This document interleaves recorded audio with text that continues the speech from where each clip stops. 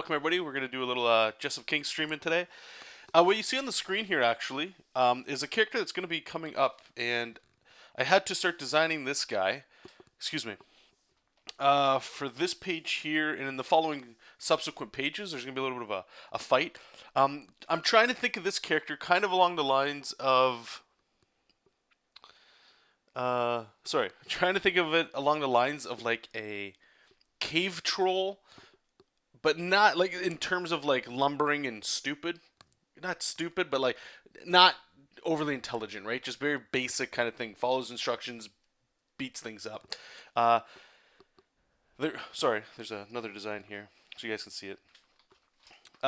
So that was the where I'm trying to go with this one. It's a cyclops. It's still part of like the goblins and the trolls and the cave trolls and cyclops. All those kinds of things they fit within this little character here. So anyway, on Patreon, I started going through the silhouette, the roughs, and then the finish, which you see here. And I talked a little bit more about like some of the thought process going behind it. However, today I have to start picking a design because we have to move forward on this stuff. And this is kind of like I guess the price you pay in a lot of ways for working on a webcomic, where everything is sort of done on the fly. I only had about a week and a half of time that I could spend in developing the character. And that's because you got quick turnaround times with like, everything being as it is on the web. So what are we gonna pick? This guy started. I like the first one. He's a different kind of shape. He's a little bit like Jesop King. I want him to be different. I mean, 3 is very different than everything. The sad part is with 3 though is that it's very primal to me. Like it looks like it lumbers forward and stuff, but it also has like that look that it might be just, I don't know, maybe too far. Whereas 1 and 2, they feel a lot more safe. 2 feels like a regular, guy, I suppose. We could have a weapon, he could talk, that kind of stuff. Whereas 1 has that look of, simplicity and stupidity, I suppose, that might work for this. So I'm thinking I'm going to go with 1. Let me just fix this here. I'm thinking we're going to go with 1. Hey, it's such a big deal which one we pick. But anyway, okay, so we're going to go with 1. We're going to just make the executive decision. I gave him an earring. He wasn't originally in the design. I just started adding some stuff from these other designs to see if, maybe those, I like the way these kind of look. I do like this guy's, right here, I'll show you. I'm just sort of taking from other pieces, other designs. I'm going to give it to this guy too. Just big, like, claw kind of things on his knuckles.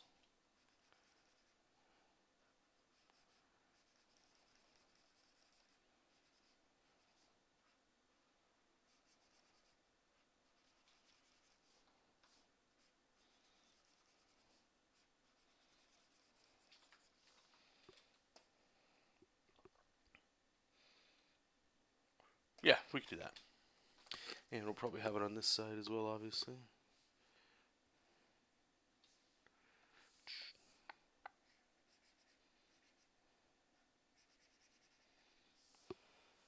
Is there anything else from these other designs that I might want to pull in?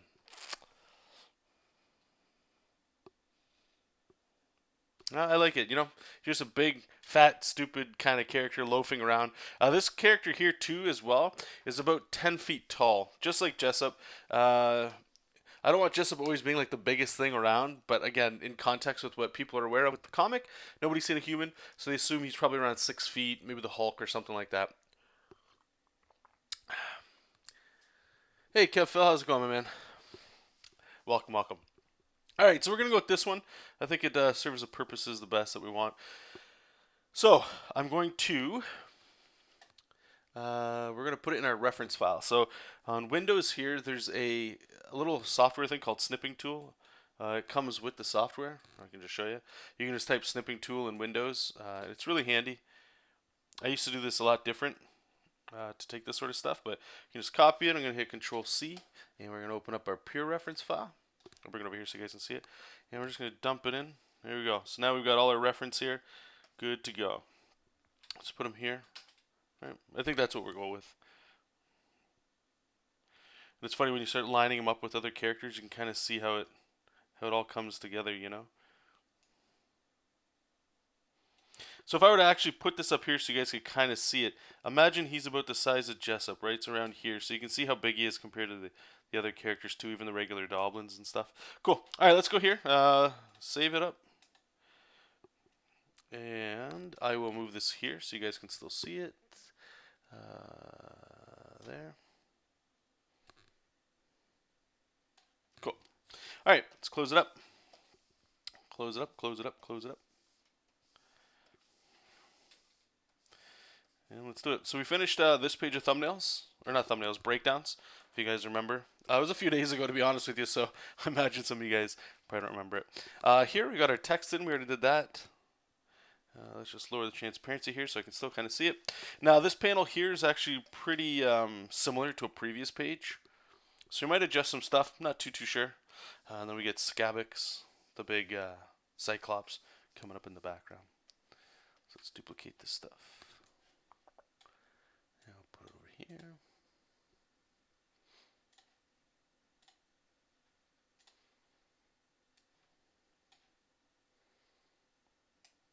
So I can see it. Hey Darren, how's it going, man? Welcome, welcome, welcome, my man. Okay, it's breakdown time. Let's do it.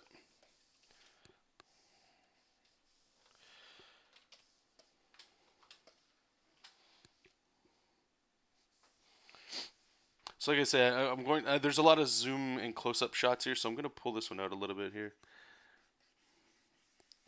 just so we can see a little bit more of, maybe a little bit of an undershot. Still the same feel, you know. We'll put like a big hand here.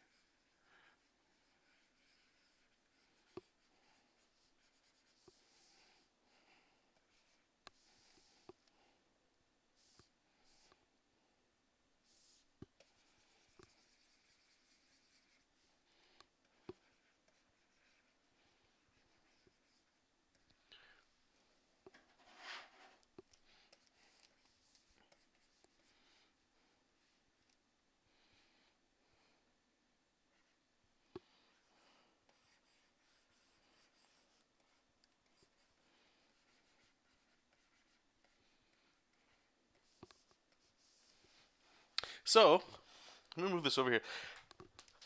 So I've been looking at some board games lately. Not necessarily just board games, but if you guys play board games, or maybe you guys are in sort of those clubs of like what are they called? People that play like board games, you know, like board game night and stuff like that. I used to play board games all the time when I was growing up with my parents and stuff, and then moved on to Magic the Gathering and all that.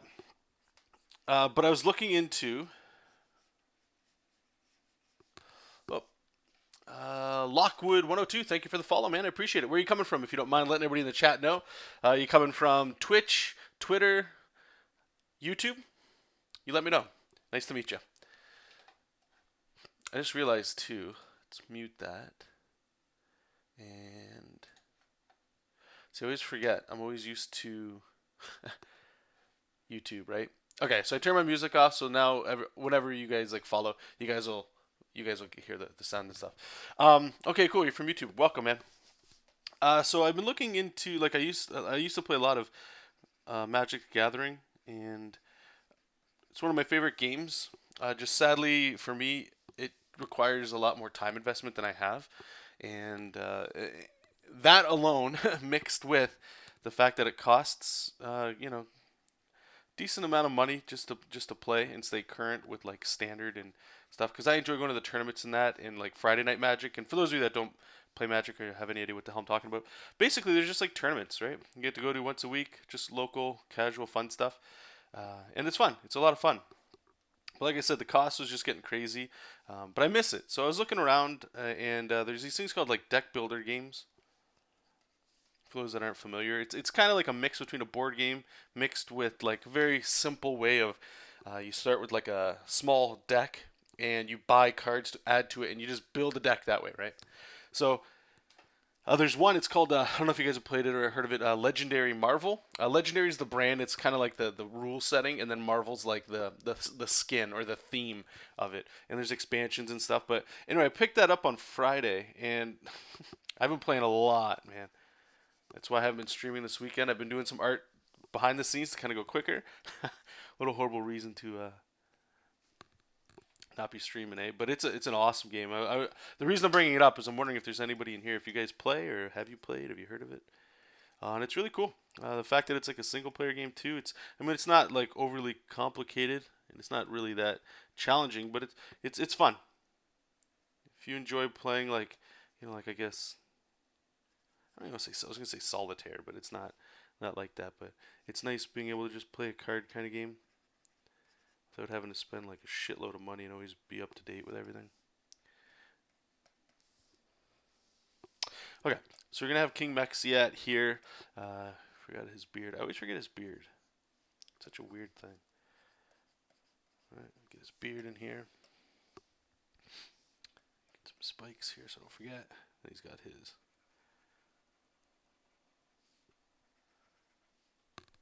his weird cape kind of thing. Maybe we'll put some of the cape going back here.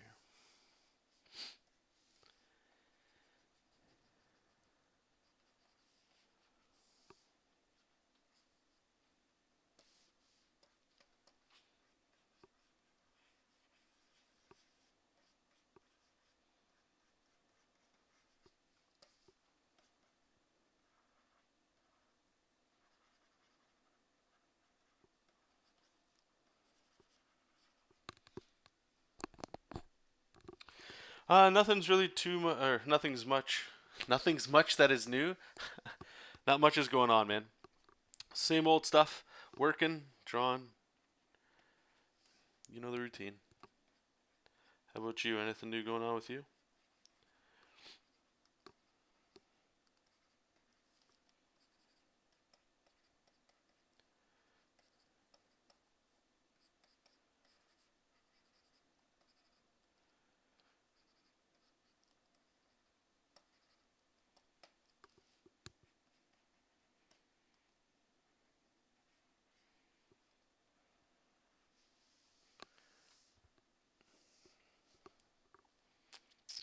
Alright, so we're gonna have like a little tilted down kind of shot here.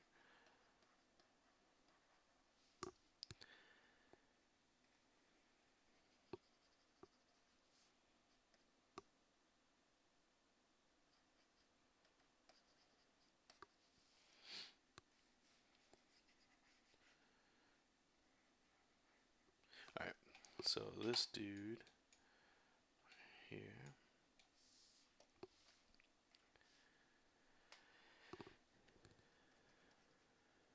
Right, so this guy's kind of odd to draw. So he's got a, big head. He's in the distance. He's kind of creeping out of the shadows here. So a lot of this is just in shadow. He's got like this big, thick part on his like what are these muscles called? Lat traps. That's what it is. Big old fat traps at the top. He's kind of hunched forward, but we'll just kind of have him creeping out. One of the reasons I wanted this design too is I know I'm going a little cutesy and cartoony with stuff lately with the comic, but these kinds of belly buttons where they pop out, they look like the bottom of a balloon. So good. All right, so we're gonna go like this. Once I get into actually doing the line art for this, we can kind of clean it up. But he's pretty much in shadow, so I just want to make sure. Shadow, mostly. Just so I don't forget. Get that close-up of As You Command, God King. Welcome, and thank you for the follow. Jacko Badoom, is that how you say it? Welcome, buddy. Or lady, how you doing? Where are you coming from? Twitch? You coming from YouTube? Let everybody know in the chat. Appreciate it. Traps. Everybody called it what? Traps. There you go. Thank you. Cool. Well, yeah. How's that going? Are you getting better? Is it day by day kind of stuff? Is you doing those drastic changes? How's that all going, man?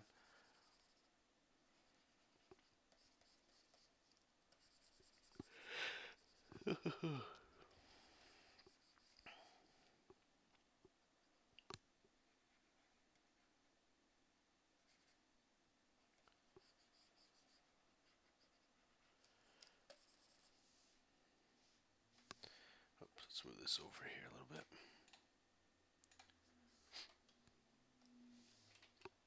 Hey, Inkbot, how's it going, man?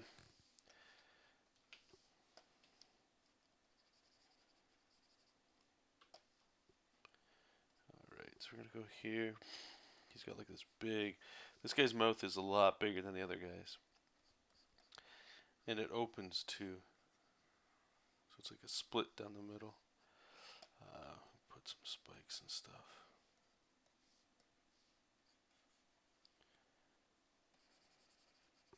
Actually, let's make it look a little more furious.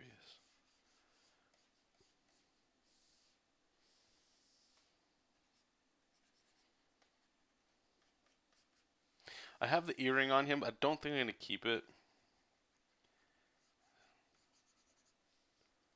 It's not like it's make or break. I think it just might complicate some stuff up here. This is another one of those quick pages where it's just everything's close up. La la la la la. Traps are on the back. Sure are. So are the lats. So is I just forgot the name. I always get them. What it is I always get them confused. I go lats and traps, right? And I always, when I have to say them out loud, then I hear them and then I get it. But like when somebody's like, "Yeah, those," I can't quickly. I'll automatically always go to the other one. I'm like, "Lats." No, no, those aren't your lats. What size is your paper in Manga Studio? I use 8.5 by 11, which in America and Canada anyway is like standard. I don't know if it's all over the world, but it's like standard printer paper size. So if you grab paper, or if you had 11 by 17, which is traditionally drawn in American style comics, we'll say, if you took two 8.5 by 11s and turned them sideways, it's 11 by 17. The reason I use this is initially this was going to be on Instagram, and Instagram, when I was looking around, it was square shapes, right? And I wanted to post this everywhere I could. So I wanted to make sure that the scale and the size of the comic was the same at the lowest common denominator. So in like Facebook and stuff, you can post longer images. So it was in Tumblr as well, in like Webtoons, Tapastic, all that stuff. But on Instagram, it had to be square. And then you guys let me know, because I'm late to the party on Instagram. You guys let me know that no, they gave you a little bit extra room. So this is, I think, the maximum. I'm not sure. I believe it is. So this is the one that I've been using now.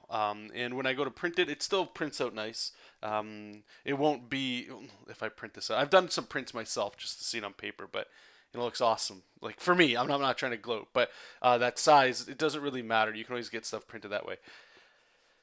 I mean, I hope that helps. That's the only thing. And the other side of it too, as well, is since I'm not printing this, at least I've continually said that what's it called? Since I'm not printing it 11 by 17, I don't have to do that, so I can actually move quicker through pages because it's less to draw. Even though 11 by 17 is just adding like a little bit down here, it feels much different. So that's why I use that. 4 day weekend is nice, my man. Uh, BGL are getting low. What is that? BGL? The range is between 5 and 8. And I was like 27. So yeah, what's BGL? I thought 500 by 500 was the most you could put up on Instagram. Hey, yeah, no problem, Lockwood. And anybody else? You guys got questions? Of course, just jam them in. That's what I thought too. It's like 1024 by something. You can Google search it and you'll find it. They've updated it twice since 500 by 500. It was 500 by 500, and then I think it was 1024 by 1024 because devices started to get more HD, right? So you could get better quality images. And then it's 1024 by something, I think. Something like that. I don't know. But the interesting part is, after a year, what I'm gonna do is a year into Jesop King. I already shared this with you guys. Is I'm gonna start cutting down on possibly cutting out some social stuff that's gotten the lowest traffic. Facebook is about on par. Is actually doing more, has more likes than Instagram, which I think is hilarious. So this comic isn't doing very well on Instagram. To be fair, it hasn't been out that long, right? So we'll see how that's going to go. As well as once I change the format of how these pages are up or how I update these things, I don't know how I'm going to do that on Instagram. What I was thinking is, thankfully, Instagram now has those sliding things, right? You can slide. So what I'm thinking, so I can keep it on Instagram, is like, let's say I release 6 pages in an update, you can just slide for 6 pages as opposed to like always posting an image. I'm hoping that works because it's still in context. I've seen some comics starting to do that on Instagram, so thankfully there's still choice and stuff. But I don't want to say too much about like what's working and what's not working because I do think it's premature. It doesn't really make too much sense considering fuck, the comic just came out. It's not there. I don't know. I had a discussion with a friend actually the other day about that we were talking about this, my comic, and he had a comic as well, but he stopped it about 6 months in or something, saying that he just wasn't getting any traffic, he was making no money on it and stuff, and I don't know. I think the way I look at it is there is definitely like a cutoff point. I think for sure. Like you can't just work on something for the next I don't know 20 years or something and just hope for like just needs that big break. I do think there's a cutoff time. I don't know what that is. If that's a year, if it's 6 months, if it's 2 years, 5 years. I don't know what that is.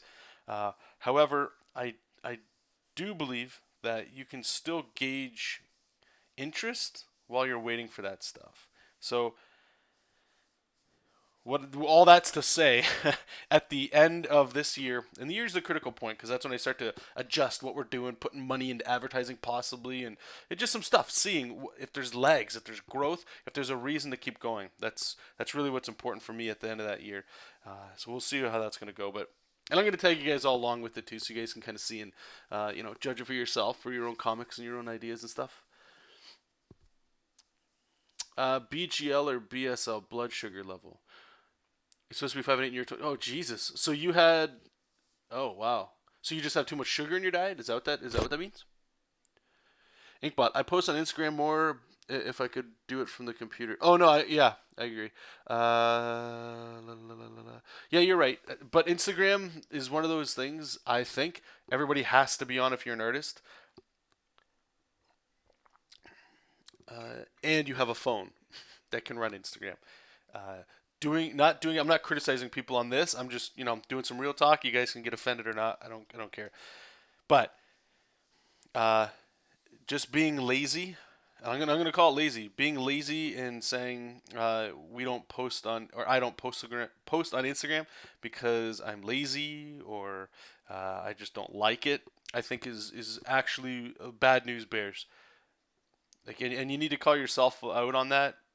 Think about it for a second. The whole point of Instagram in this case, right, is what? It's images. What are the hell are we doing? We're making images. It's literally a platform for us. 100% for us. And if you're not using it because it's an extra click and I agree, trust me, I agree. If I could do it from my computer, I think a lot more posts would be interesting. Okay, I do find it tedious to always go. You know what I do when I save something? I go like this, right? Like so, I save this if I'm like okay, so on Instagram, one of the benefits is when you post on it, you can also there's links at the bottom. When you make a post, you can post to your Tumblr account if you have one, Twitter, and Facebook. Okay, so you get multiple clicks through that. It's not the same as posting natively on those things, but it is there. So what I'll do is I'll either let's say I want to take a screenshot of this, so I'll take a screenshot. But when I save it to Google Drive personally, and then when I pick up my phone, I can load up Google Drive, download the image, and then post on Instagram. I know it sucks. There's extra steps there, and it's just like God. Like I just want to click and go like upload and post right here, and I'm with you. It'll always be faster. I do know that there are some things that you can use on a computer. Um, I haven't looked too much into it. The very brief time that I spent looking into it, it was like I don't know. You could like get accounts banned and stuff, and I just didn't want to deal with that. I don't know if that's still the case or not. I'm not too sure. But either way, there might be options there. But I would highly recommend posting on Instagram.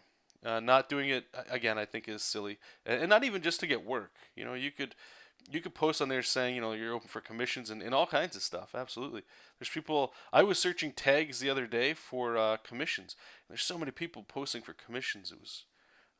I say it's crazy, but it's inspiring.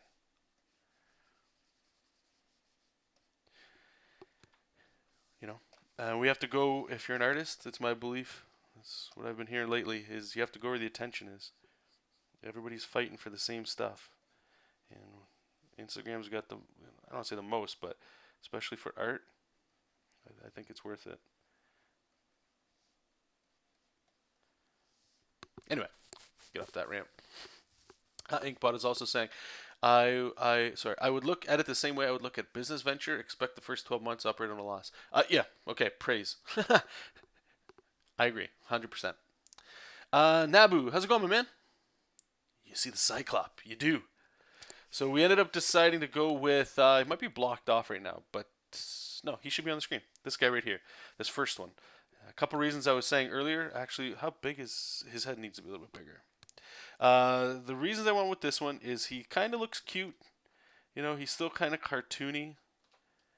I feel like he blends a little bit more, but is a little different than the Doblins that are already currently in the universe, I suppose. The big guy, the big lanky one that almost has like the predator mouth where it opens and it's four. I really like the design, and when I was showing people, everybody was like saying, "Pick that one, pick that one, pick that one. That one's great. That one's great. It's cool." But the cave troll kind of feel that I was going for. They said like one or two options. The one or two options were the better ones, but three just had a unique design. And this is where I had to kind of pull the trigger. And I talked about it at the beginning of the stream. I just had to go, you know what? Sometimes you can't listen to the public at large. Sometimes the public at large doesn't know what is in their best interest. As weird as that sounds. So what I'm hoping is by going with a little bit safer of a design, just a little bit, he's still hopefully entertaining to look at and what happens to him in his little story here. He's only in it. He's a throwaway character, literally, in the next few pages. But whenever we do Doblin stories going forward, I want to have some of these big, Cyclops walking around with them. But what I mean when I say people don't know, or your viewers tend to not know what's best for them, what I mean by that is when you show a design to people, this is called, what is it?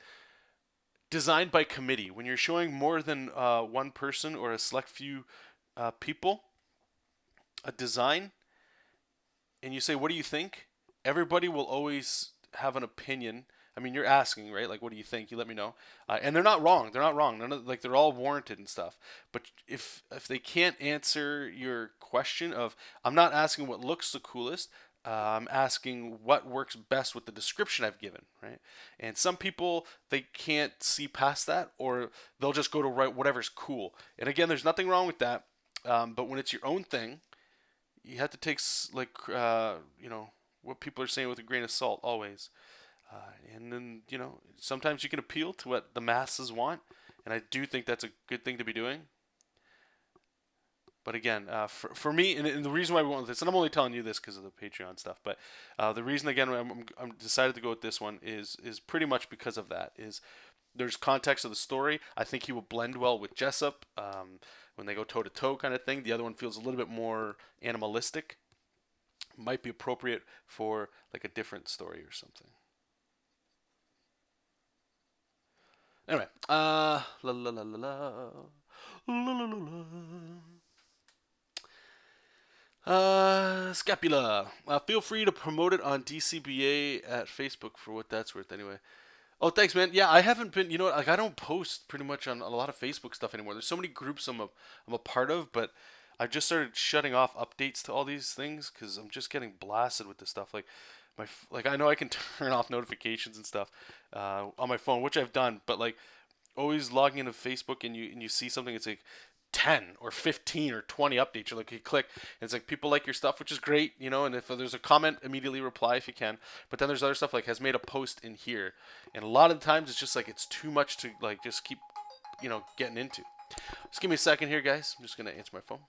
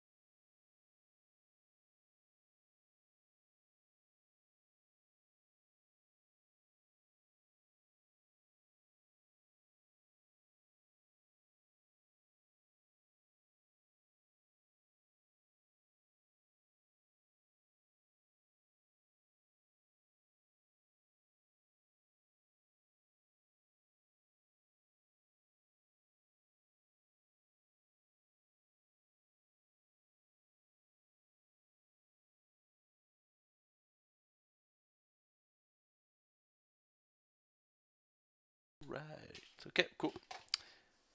Let's turn that off there. Carbs are out, but this isn't diets with John. Oh, I don't trust me, man. I need to be doing stuff too. I know your situation's dramatically different, but I'm still interested in it, and I don't care. We can talk about diets. We can talk about anything. It doesn't have to just be drawing. Don't worry about it. I'm stuck in the studio drawing today, so anything you guys want to talk about is fine with me. Inkbot. I would disagree that it's for us. We can benefit from using it, sure, but it was definitely not made for artists in mind because it started. Okay, yes, you're 100% right. I don't want to. I'll retract what I was saying where it's meant for us. To put it, I guess what you're saying is right. You're right. It definitely wasn't. Nobody, very few products are made for artists in mind because there's no money in art. Period. Right? Money is in the average person that does normal average things that are probably not us. Okay, I agree. What I meant to say is the platform itself. Why I'm saying it's made for us is because it all it does is make pictures. It does videos now as well, but initially it's just pictures, and we create pictures. That's why I'm saying it's made for us.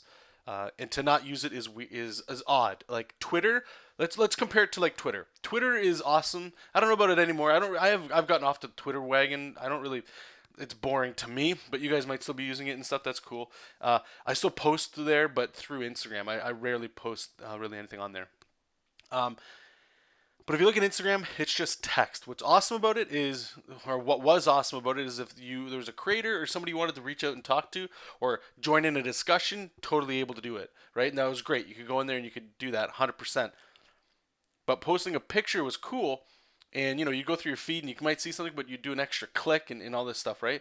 But with Instagram, in this case, it's the only platform that doesn't have any text unless you click an image. And you don't even have to click it. You can just click and hold and the image will pop up and you can keep going on your merry way, or you can click and, whatever. You can participate if you want. That's why I'm saying it's meant for us, in my opinion.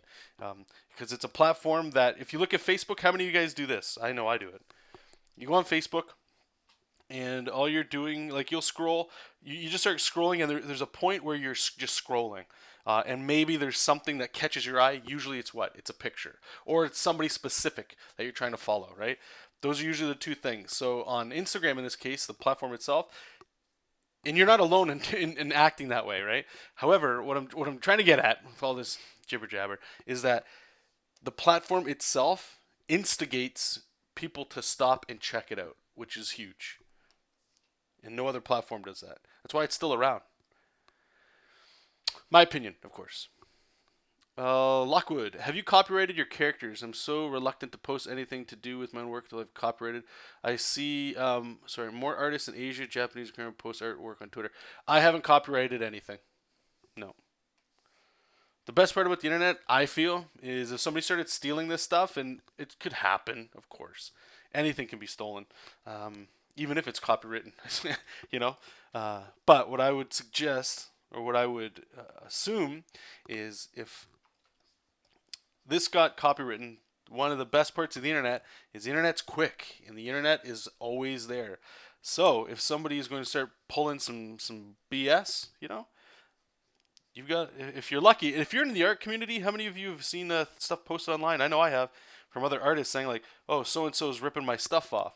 And all the artists, they get together and they start like spamming the person's page until the person starts like blocking posts and stuff like that. But it gets around. It gets around. And then on the other side too, I mean, I don't think I'm in a position just yet to really be making massive money off of this stuff. So any publicity is good publicity. And the other side of it is I think I'm way too small right now to actually be worried about it. I could get bit in the ass. I totally could get bit in the ass, right? And we'll see how it goes. The other angle I'll put on there, and this is just to get rid of it, this is a good practice to be doing. If you haven't done it yet, pick a sketchbook you've done and throw it in the garbage. One you like. Take it and throw it in the garbage. A whole sketchbook. Okay? Or burn it. Do something. Get rid of it. Rip up your art. What's so good about it is it gives you a feeling not of like a holy, like, I'm destructive, but it starts to instill in your mind. You don't have to do this. I recommend it. I think it works great. is that what it's doing is it lets you know that you don't have to be, art isn't meant to be precious. It can be, everybody's different. I'm always deviating here what I'm trying to say. To me, art isn't, and art ideas I come up with, they're not precious. They're organic. They come up. If I can't come up with new ideas, or if there's not new ideas pumping in my head for new stuff to make, then that's the problem I'm more concerned with fixing. It's not making the best thing. It's just how can I keep making things. That's what I'm interested in. And as long as I've noticed anyway over time, if I focus on that, then getting caught up in the details, it's not a big deal anymore. Because if you get caught in the details, you might be like me, and you might get stuck and then never start making anything because you're always worried about, like, well, if this doesn't happen, then that, then this, and blah blah blah, right? And that's a horrible place to be in. It's a very difficult place to get unstuck from. But I don't want any of that to make it sound like, yeah, don't copyright your stuff or whatever, because there are people out there that exploit people, of course. For me, I just, like, I don't know how I go about copyrighting this without paying money. I don't even know what the hell this is. Like, how do I copyright this? The name, all the characters. I just don't have the time right now to do that. I mean, it's probably something smart to go into.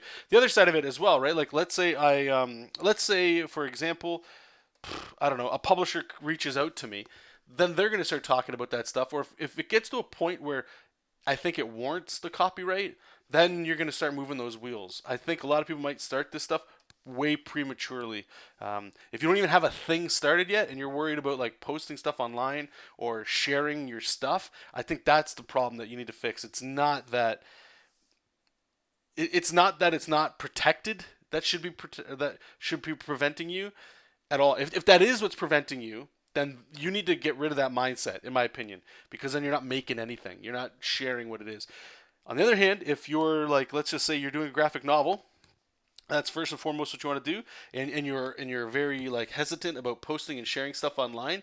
That's 100% okay, right? What you can do is go in your little silo, go home or whatever, and just work on your comic. Maybe share a panel. Let people know you're working on stuff, but nothing too crazy. Maybe just zoom in on a face, check it out, right?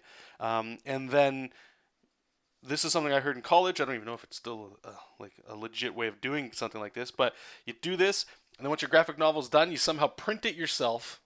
Spend let's say $30 to get it print on demand, shipped to you, mail it to yourself, and then never open it. Never open it. That way, once you start sharing it online or whatever, if somebody does copy it, you can take them to court and you can have a sealed, stamped, never been opened. This was sent to me 5 years ago, and I'm going to open it in front of the court as an exhibit and check it out. 5 years ago, this was made. This thing that they stole from me was just made this year. You see what I'm saying? So it sounds on paper like that would work, but I'm not. For me, anyway. I mean, that's. If I have to worry about copyright and stuff, I think I'm in a different place. If this was my full-time gig, I'd be talking to you guys a lot differently too. Nimrod, I like that one too. The one I do. Thanks, man. The big cyclops. He gets to go one-on-one with Jesop in the next couple pages. Inkbot is just adding on there. When you create something, you already have copyright on it. You can submit it to the Copyright and Patent Registry to get an official registration on it, which would strengthen your case in a dispute. But it's not 100% necessary at the outset. The other thing too, just to add, I forget who else was talking this. It might have been Inkbot. I apologize if it wasn't. But they were saying, like, they don't like posting, and not Inkbot, but if it was, whatever.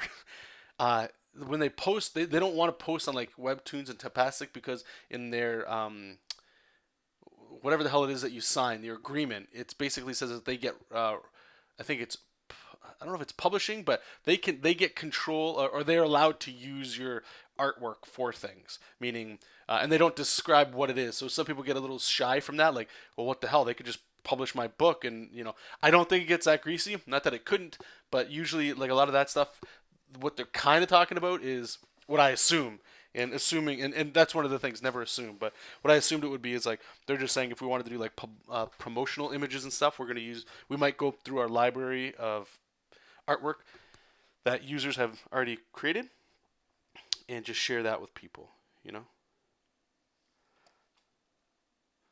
But lastly, I just want to really reiterate that, like, please don't be not sharing and making stuff because of fear. That's, like, the worst thing you could do. Nabu, is perfect for like a first boss fight. The Cyclops, I mean, yeah. I'm glad you're kind of getting the video game vibes. This guy right here at the bottom, King Mexiat. He's Bowser. Okay, this guy is like the muscle in front of Bowser. You know, you beat him, you still got to fight the boss, but this guy's the muscle. So obviously, the reason why I wanted to put him in here is I'm showing an example of Jesop's strength and his combat ability coming up without like just ripping people's heads off and laser beams coming out of his eyes, you know, and shooting flamethrowers out of his ass. Scapula. I only belong like 9 groups and it keeps me busy. Sure, and yeah, and that's the thing. I love like following stuff. That's my problem. In art, like I love art, but for me, it's like a lot of Facebook groups. This isn't to talk shit about art Facebook groups, especially art groups, but uh, I'm getting invites to stuff like people making a new book or something like that, and I don't even know them, or I don't even know what the hell it is that they're doing. They're just like it reminds me of the early days of Facebook when people would just tag people and stuff. Fucking hell, that was frustrating. I think it was last episode I was talking about that. God, so frustrating when people tag you and stuff because then you got to go check it out, and they might have thought it would have been cool. I mean, I don't know. I think you have to know who you can tag and who you can't tag. Because some people they don't care. They don't care. Just tag me, sure, I'll check it out. But I think it's just all the notification. You know what it is? I'm bitching and whining right now. But what it is, 100%, is it's the fact that I have so many different, all my choice, right? Jesop King we'll use as an example here. I've got like a separate Facebook for that, a separate Facebook for my art page, for my main page, right? That's just on Facebook. Then go for Jesop King, they multiply that out to like everything else. So tap ass equipped. I've got all these sub accounts, so when I get an update on something, I'm getting hit everywhere. My fault, 100% my fault, and I'm just getting burnt out by it. That's the main thing. So. I start getting salty or whatever, and I start, complaining about it when it's nobody's fault but my own, for sure. So it's just, I don't know, just frustrating. That's all. Bum, bum, bum, bum, bum.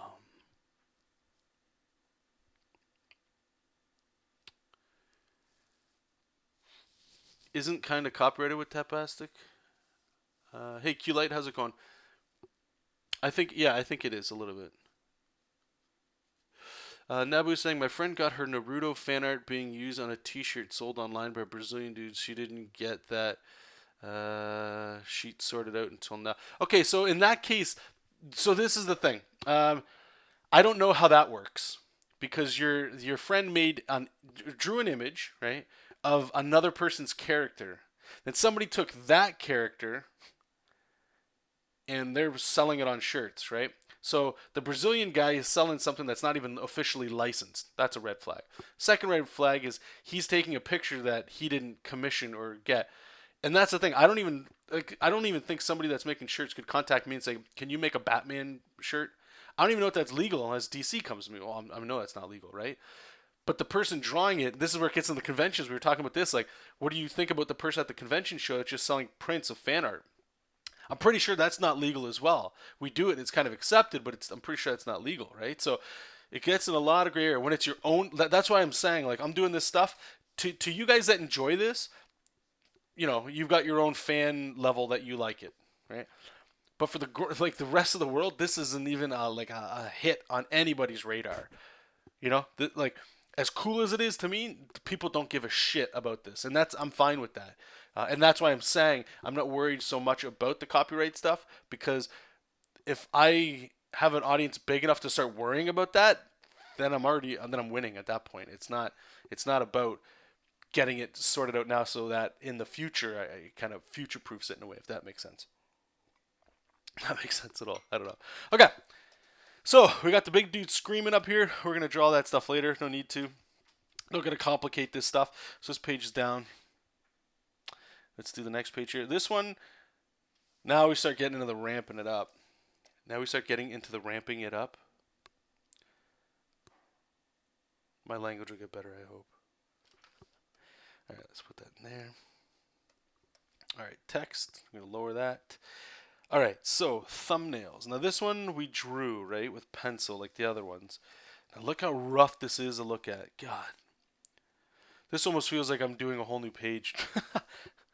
Okay, let's lower this up here. So Momo protects Scram. I'll take care of the bad guy. Oh yeah, I'm so pumped. So this page, or this panel right here, I kind of have to figure this out because I screwed up. In the previous pages, Momo's on the left. Now the way I've written it, they're flipped. Because I wanted him kind of like looking back to tell Momo, you know, what's going on.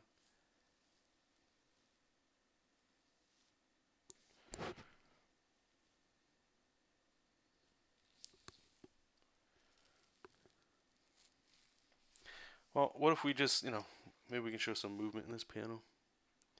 Alright, so this one's zoomed in, this one's kind of zoomed out, zoomed out, zoomed in, zoomed out. Okay, so this is like a medium shot.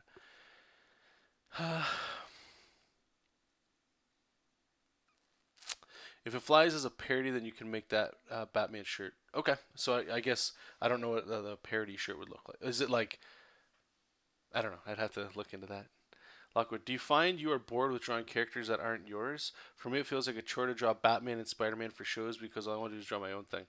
No, not really. Like, I enjoy superheroes a lot. More so Marvel than DC.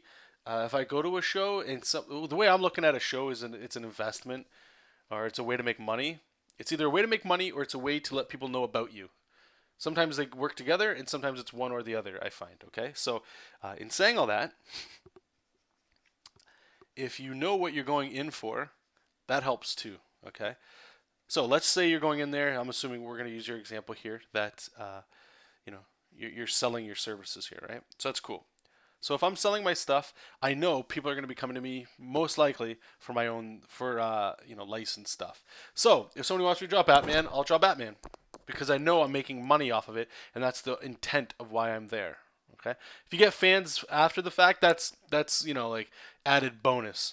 But from the outset, that's not what this is, right? So in saying that, I don't get bored myself.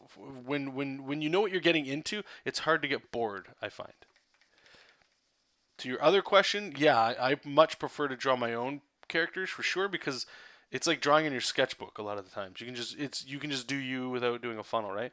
What I'll add to what you're saying though is if you in deep down, if you feel like what's it called, you in your core know that you want to draw just your own stuff and not other things, then you've been given a great gift.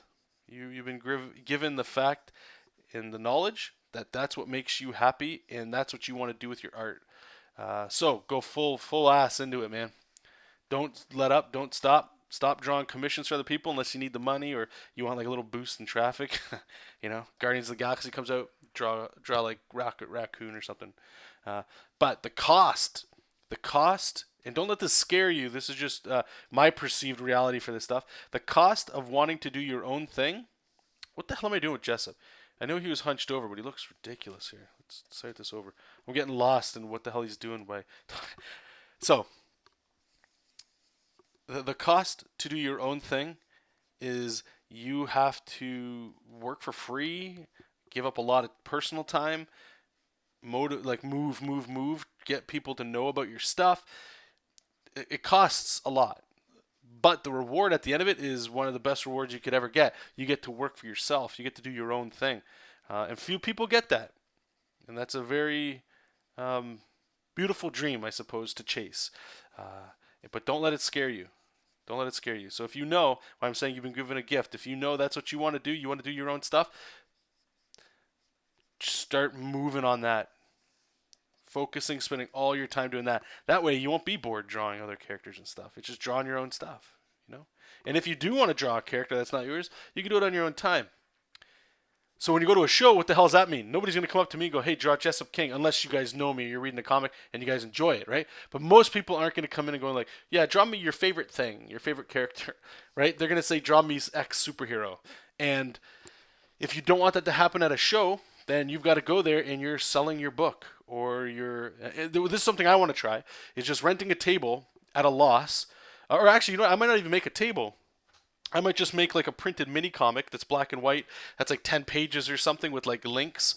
with like maybe a sticker and a bookmark or something, right? Spend a little bit of money into it, nothing crazy, and just like a little package of check out my comic, it's a free web comic online. And then I'm just standing outside soliciting, or I buy a day pass, and go check out the con, and I'm just, hey buddy, check this out, check this out, check this out. I'm gonna give that to more people than if I was at a booth, and it's doing the exact same thing. It's promoting my thing. You know what I'm saying? And that, theoretically, what if I did that for an entire show, and I get 3 people to send me an email saying, hey, thanks for this thing, I just read your comic, it's awesome, could you draw me your character?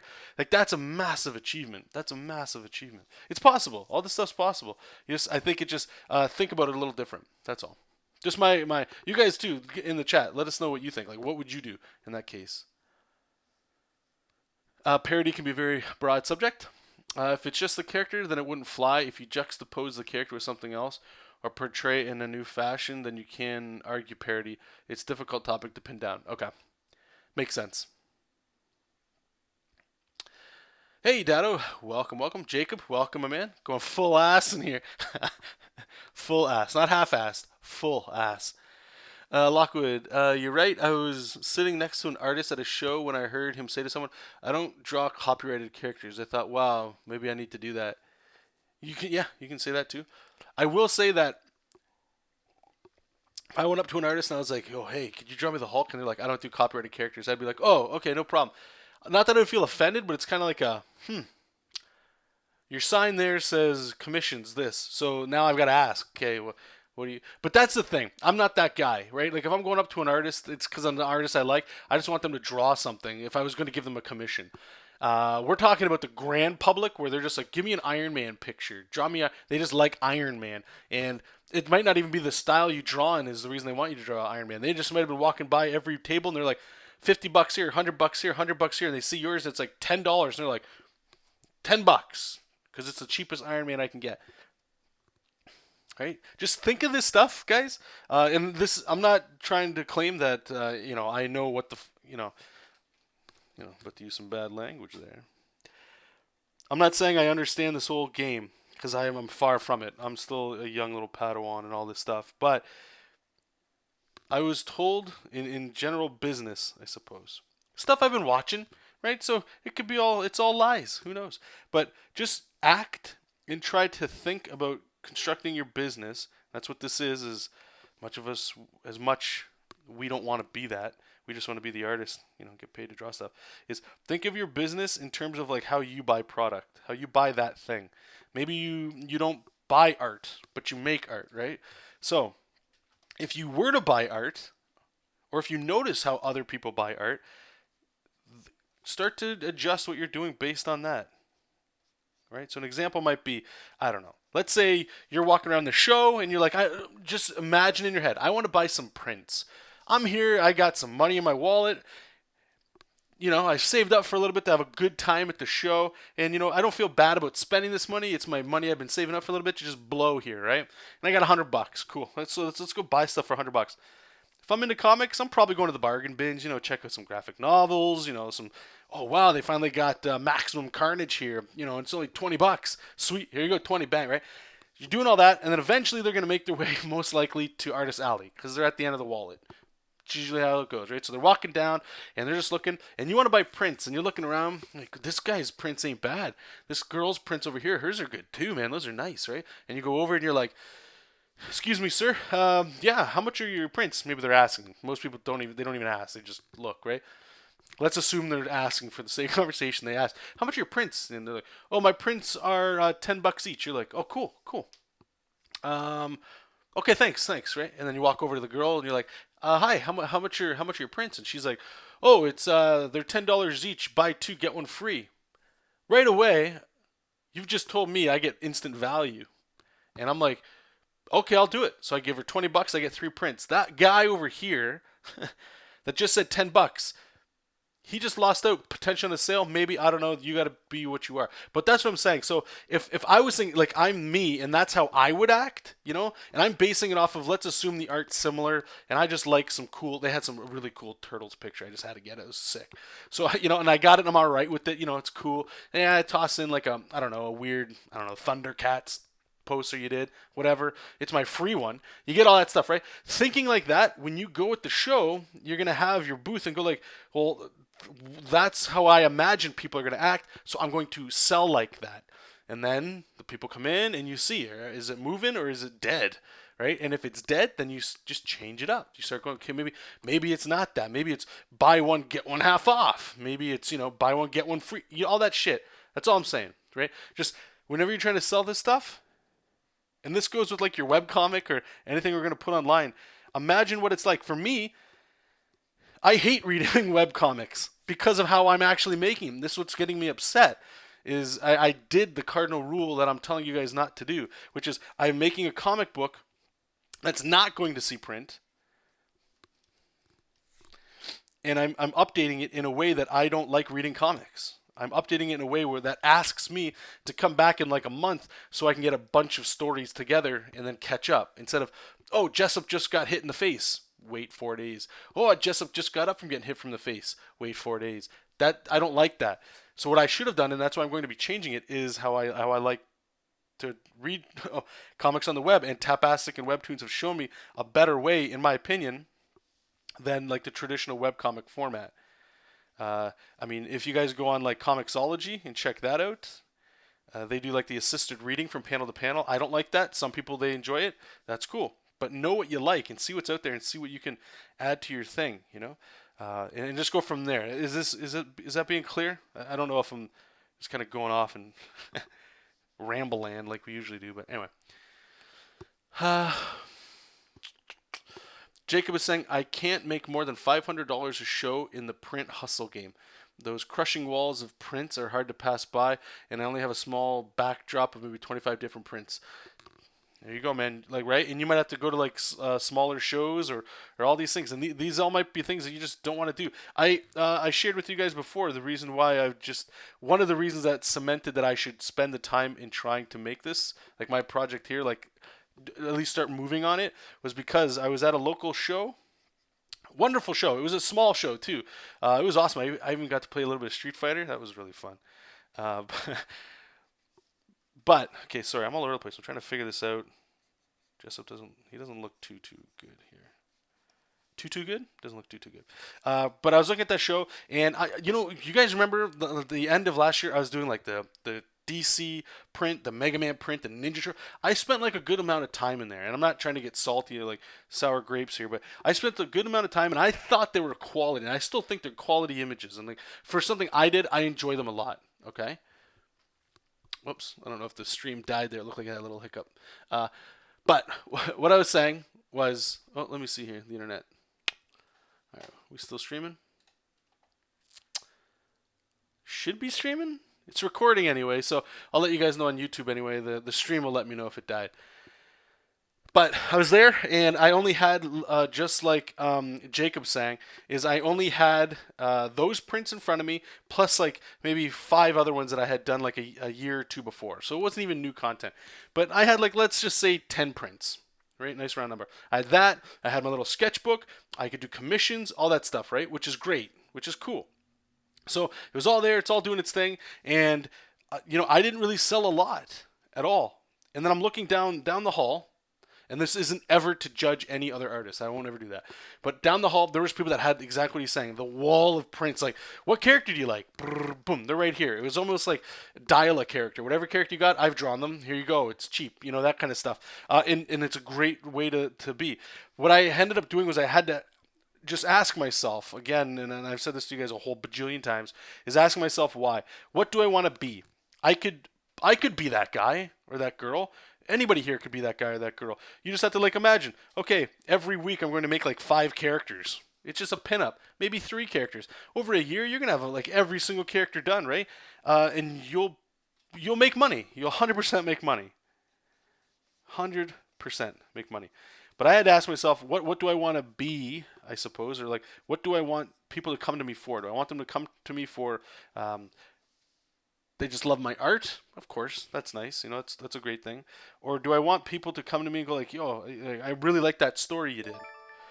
And I'm not saying you can't have one or the other. I'm not saying you can't have that. Thank you, Infinite. I appreciate the host, buddy.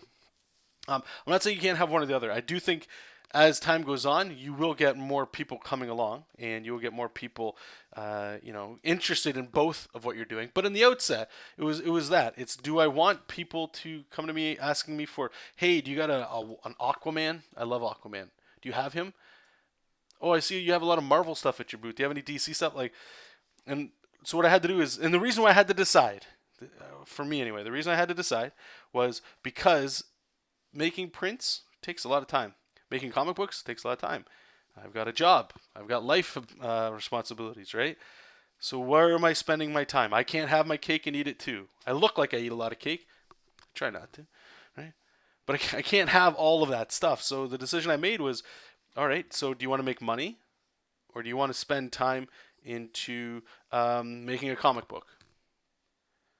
It might make money down the road. Like, I still think making comics, it's not necessarily, it's not that it's a loser's game, but nobody goes into comics to make money.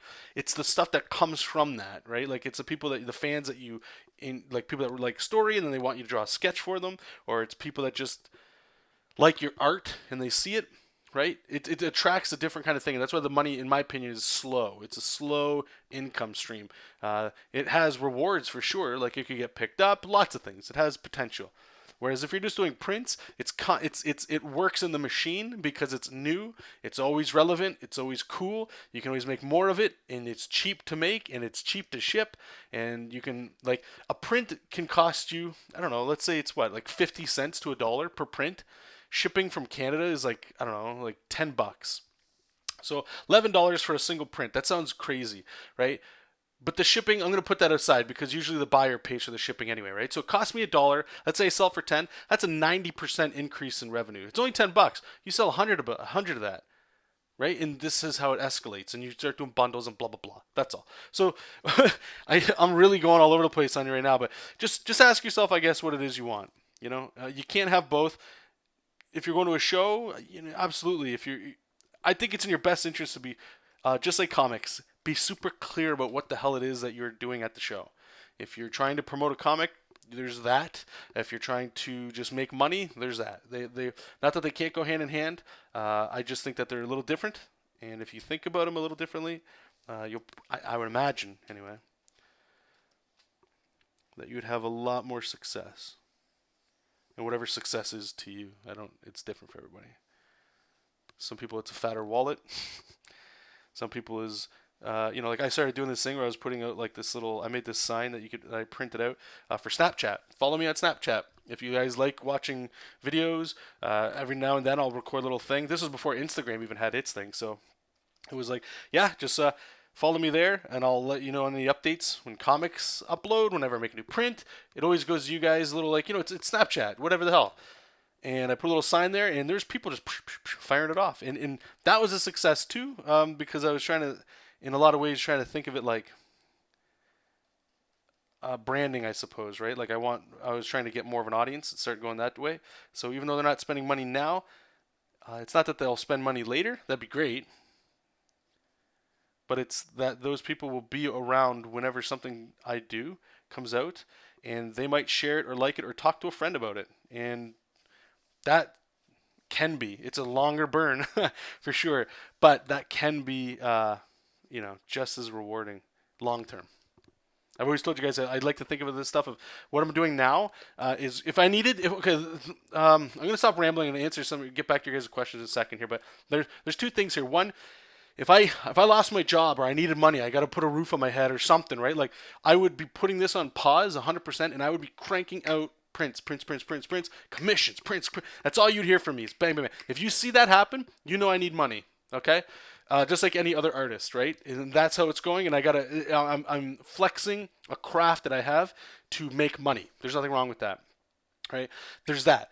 Because I need it now. The other side is you start doing, and you can do this with prints for sure, but it changes your mindset when you think about it. Like the stuff I'm doing now is to help build my foundation 10 years from now, 15 years, 20 years from now.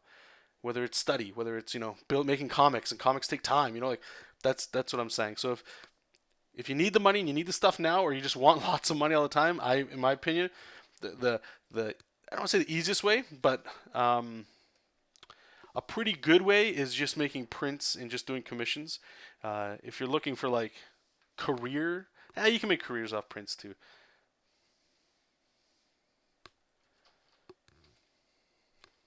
Whoops. Sorry, just give me a second here, guys. Try to show motion here.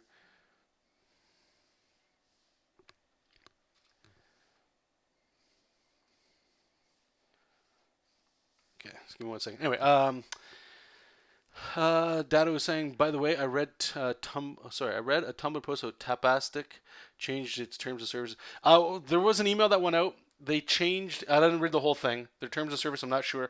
I know that they changed their branding. It's not Tapastic anymore. It's Tapas. Tapas.io. That's the official site. I think if you go to Tapastic, I think it forwards you there. So what they're trying to let everybody know is nothing's changing. They changed their layouts. They updated like design and stuff like that. They just polish. It's like basically they just did a whole new polish. So the terms of service, I'm pretty sure you always have to do that stuff whenever something changes. Because it's not it's up to date, just like the design and stuff you're doing. Could be wrong on the mini stuff about like owning your characters and stuff.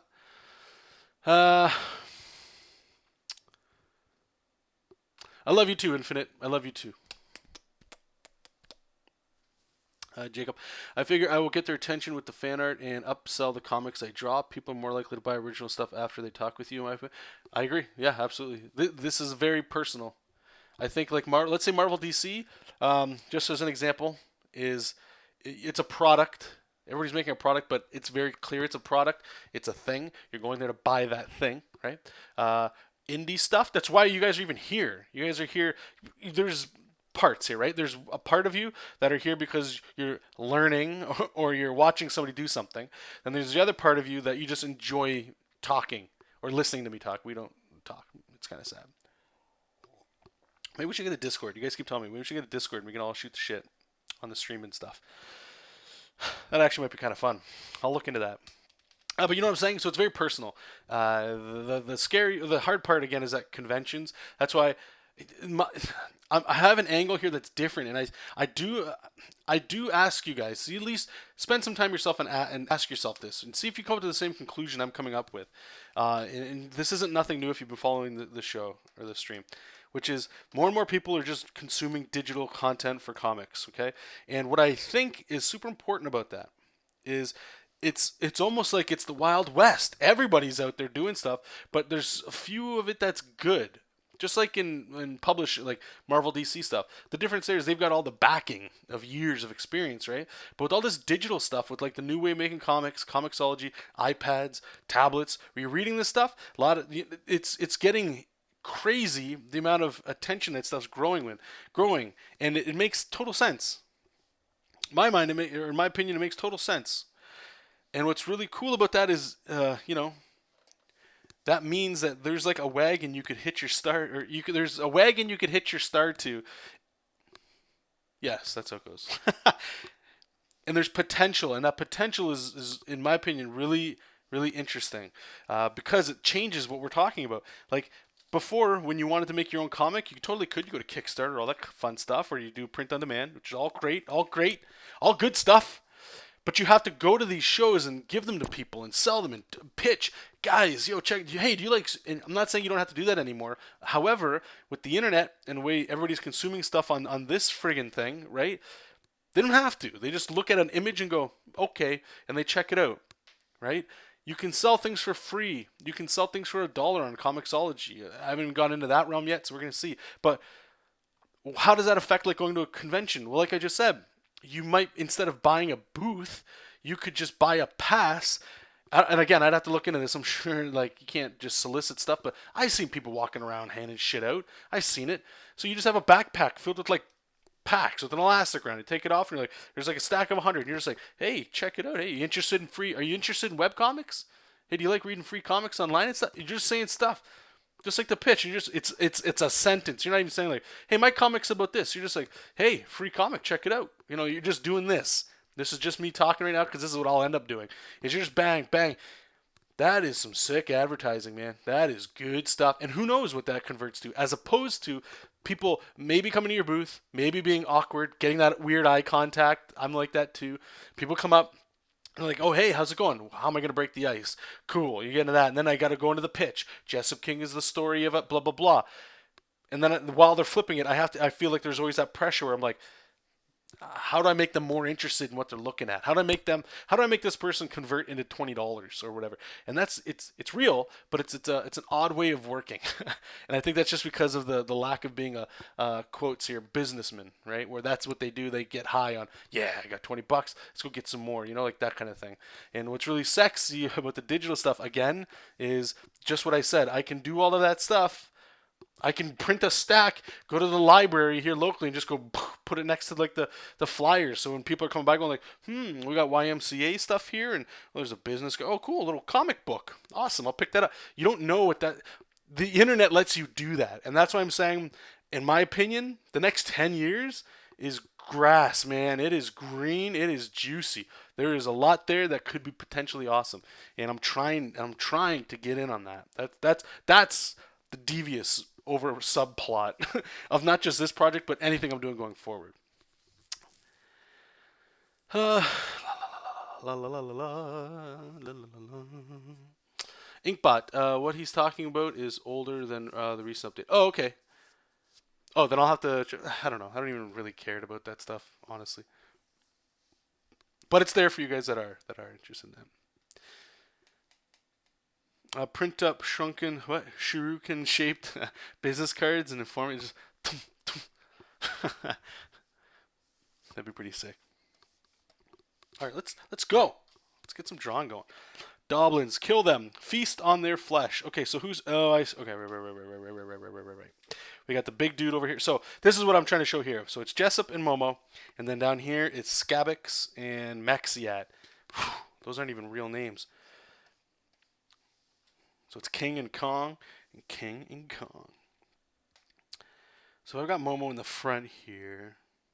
Yeah, that makes sense. Okay, let's get to it. He's on fire. Jacob, yeah, going to a con and passing out flyers is legit, or at least I never hear anyone getting into trouble. It's like a trade show. I go to cons to pick up work and exactly, yeah, that's what I'm talking about. And you know what? I went to a couple shows with my girlfriend. And I remember her saying, like, there was a couple conventions we went to where she was at a booth with me. But then there was, like, this one called, it was like a veg fest. It was, like, for a vegan, vegetarian thing. Whatever. And there's a table. I don't know if this is a girl thing or maybe there's dudes in here that are like this too. You guys let me know. I'm not like this, but... okay, and I don't mean this in a negative way, but I picture my girlfriend as, like, normal. Meaning she does, and people might call it basic and all that stupid shit, but like things that she might be interested in or things that she likes and stuff like that in general tend to be what I see like a lot of people do. Where myself, and I'm not putting myself above or below anybody, I know I'm different. I'd rather be doing this than out, period, I guess. I don't know. That's how I know I'm a little different. So when we went to this Veg Fest, there was this table. And on this table, and I've seen them at Wizard World and Comic Cons and stuff, on this table is just flyers. And you can go up there and it's all free. And people just go there and you grab your little bag and you're like, free samples. Free. As we like to call it in the FGC, eh? Costco samples, right? And you just put them in your bag. So when you go home, you got shit to read. And most of it you don't read, just gets thrown in the garbage, right? But that instinct of it's free. It's free. People take free. We have to use this, guys. We have to use this for your advertising. I don't even care if you're doing a print book. In my opinion, your print book, you should if you could hire somebody to hang out with you at a table, or bring somebody along. Check this out. How many of you guys have actually done this? If you have a book, I'm curious to know. Leave a comment too on YouTube if you've done this. It's like, so you have a booth and you have your comic. Let's say it's Jesop King, the print version. Okay, sweet. And I'm trying to move books. What I would do, and this is just from us talking, is I'd have maybe somebody stand outside or whatever going like, here's a free thing. We actually did, that's a lie. We did this at Wizard World Chicago when I was at a booth there. Oh, shit. I don't even know when this is, 2000 something, like 4 or 5. I was at a booth. There was a book we were working on. And one of the guy, this was for Ape Entertainment, if you guys know that. So Brent Irwin, if anybody knows there, we'll do some name dropping. We were there. It was an awesome experience. But he had somebody else from the Ape booth standing up front where the lines are with like cards. And on them it said, "Go to booth blank for a free sketch," and the guy's just handing them out. So what it did, it obviously is encourage people to come find this booth so they get a free sketch. While they're there, I'm drawing. He's there pitching the product to the person sitting there waiting for the drawing to be done. Greasy, makes total sense. I get it. But what if you were like, hey, check out this booth. You go over there, you get a free mini comic, free mini comic, free mini comic. You get these people to come over to you, and you have a stack of mini comics no matter what anyway, and you're just giving it, oh, hey, thanks. There you go, man. Oh, you had that thing? Oh, here's a free bookmark for showing up. Just stupid little shit that costs you like pennies and stuff, right? It's like, there you go, there you go, there you go. And when they come to your booth, maybe that's the time, kind of going back to what we were saying, is maybe that's when you start to talk to them. Oh, thanks, I appreciate you coming over here. And then they start to learn about you, not the comic. You stop talking about the comic possibly, unless they ask, but they start getting interested in you. Like, oh man, this is pretty cool, thanks. And you just tell them, yeah, I just want people to check out my comic, and I'm just trying to be giving for people, ask and take kind of thing. Here's some stuff for free. By all means, if you feel so inclined, check my book out. If not, hey, it's a free little thing you got. People might be a little bit more inclined to go check out that stuff because you were nice, possibly. I don't know. Just kind of shoot the shit here. Inkbot, handing out stuff for free is fine, but I think you'll get into trouble if you start selling stuff without paying for a table. Yeah, no, I would never sell anything. I would give it, if I was doing that, 100%, I'd just be giving it for free. Nimrod is saying, it's funny, I'm a Christian and Jesus Christ teaches sowing seed. Doesn't matter where the seed lands, just as long as it's grown. Get it in the heart and the minds of the people. Plant that seed. How they say it in a 40-year-old virgin, plant that seed. Plant that seed with your finger. Just makes me, oh god, so gross. Okay, I'm doing like a really extreme view, like underneath, like this. I'm wondering if that's just like too much, because we can see their face, and you know what? We're gonna save a little bit of this style up for another time. I think we're gonna just copy and paste the same kind of panel here.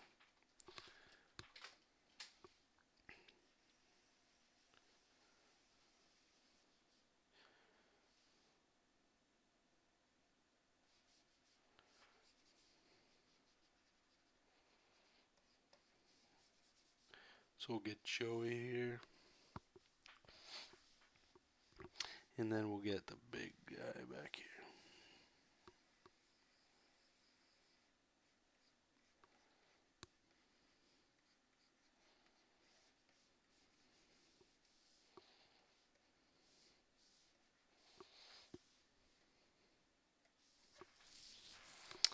I don't think I'm feeling that either. Alright, we need to get some style going here, right? So let's kind of maybe draw like the big guy here. Alright, so the big old hunch over dude. Maybe he's leaning forward like he's getting ready to attack, just like Jesop is. Maybe that's what this needs. Yeah, okay. See, now we got it. We found it. I swear, man, drawing is like hide and seek. The image is there. The drawing is always there, but it's hiding. It's always hiding. Sometimes you're like, oh, you're behind the curtains. You just saw their feet sticking out. And then sometimes it's like, fuck, man, you left the house. You're like across the block. All right, so what we're going to do is I'm going to draw basically the same thing from above, like the hunch over. Momo's got that. And I'm going to make the bad guy with his head up here. So it's the same thing, just different skins, I suppose you could call it. Check over here.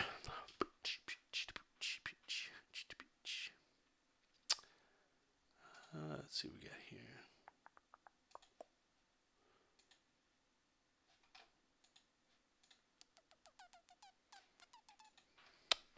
Cool.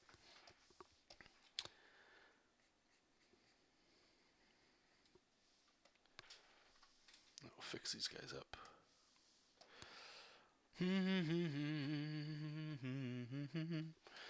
Alright, how big is this guy's head again? He's Jesop. It'll be funny if their heads were the same size, just with a bigger body.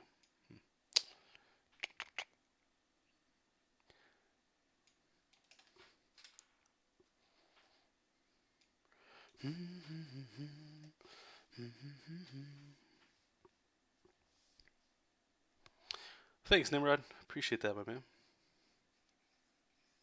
Oh, so I'll throw it out to you guys and you girls that are watching right now. So far we've been streaming here on Twitch for what's it been 3 weeks now already. 3 weeks. Frig, time flies. How do you guys like it? Do you guys prefer this? Do you guys like? Should we go back to YouTube? What's easy for you guys? What do you enjoy? What platform? I know it might be hard to say 'cause it's all kind of similar, but I'm always interested.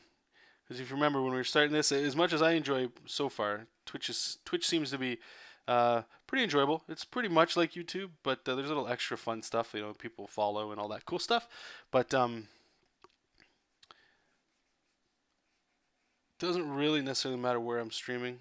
I'm just recording while I'm drawing. So you guys, I'm just asking you guys to hang out. So where do you guys like hanging out? Do you guys like hanging out here? Do you like the coffee shop? Or do you guys like hanging over at YouTube, the park? You know, what do you guys like hanging out at?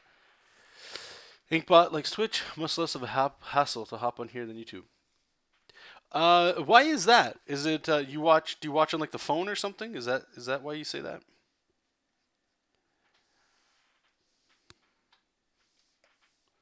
What makes hopping on Twitch easier than YouTube?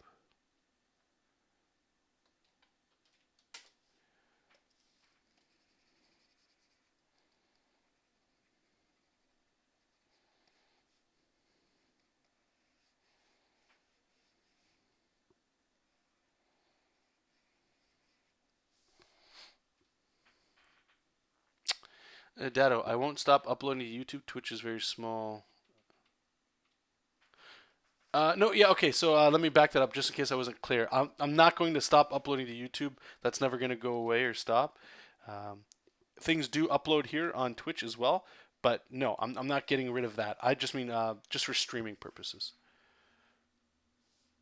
And Nimrod doesn't care where we're at. All right, all right.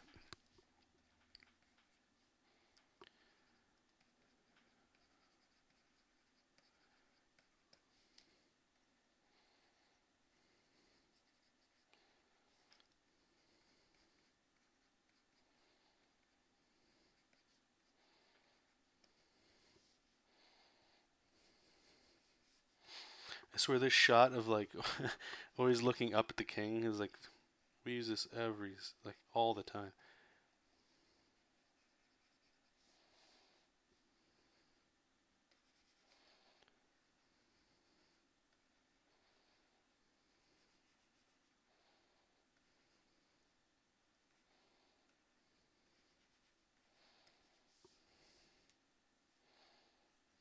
Get some shoulders so we get some muscle action in there. All right. Twitch because of theater mode. Ooh. Hey, Rice. How's it going, my man? So, Rice, let me ask you a question. That crown next to your name, what does that mean? What does that mean? Inkbot, I had to switch accounts on YouTube if I want to actually participate in the chat because my account sort of used. Okay, gotcha. I understand. I understand exactly what you're talking about. Easier to resize the screen too. Okay, yeah, I'm with you on that. With you on that, you guys.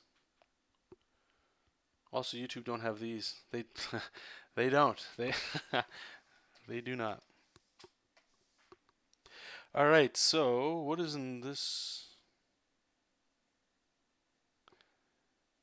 I feel like this is like the same kind of panel as this one down here. All right.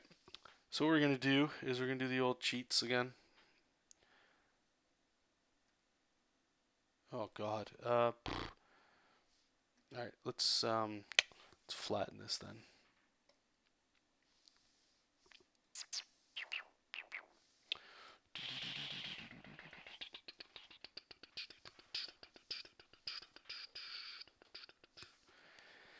Copy that. A little pasty poo because it's very similar. Actually, it's really similar. I think what we'll do though is we're gonna change obviously what these guys are doing, but we will center this up just to start balancing this page out. Go here, and we'll just sort of redraw some of these characters.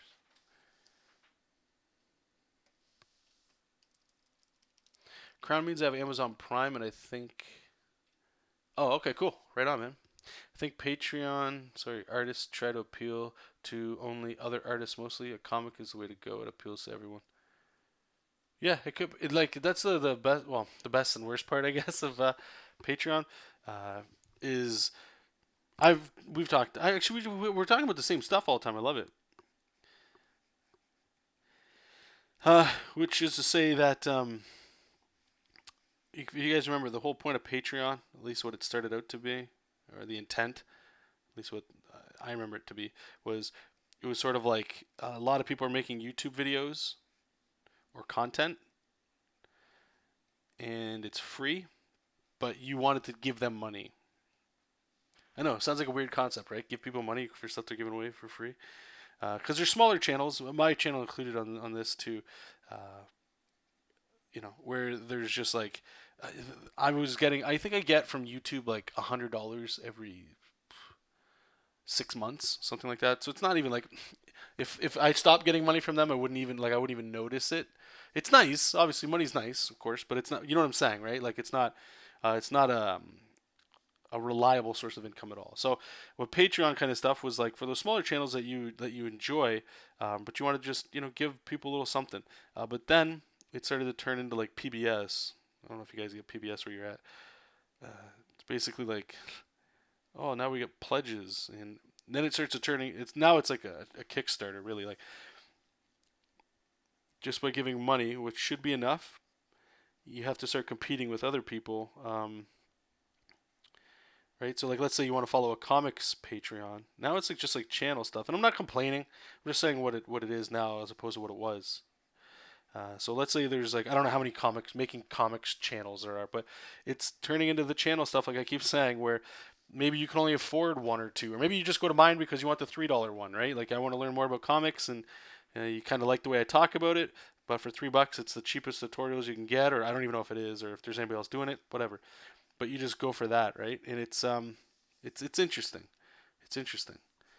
And you're right. A lot of it is just artists going in there. But the other side of it too is the comic can start to gain this other thing where people love it and they want more of it. And a lot of people that are doing comics. It's not their full time job. They have to take other gigs. That's why I always say thank you to everybody for supporting everything that you guys have, because I'm able to say no to some client stuff so that I can make sure that I'm moving on this.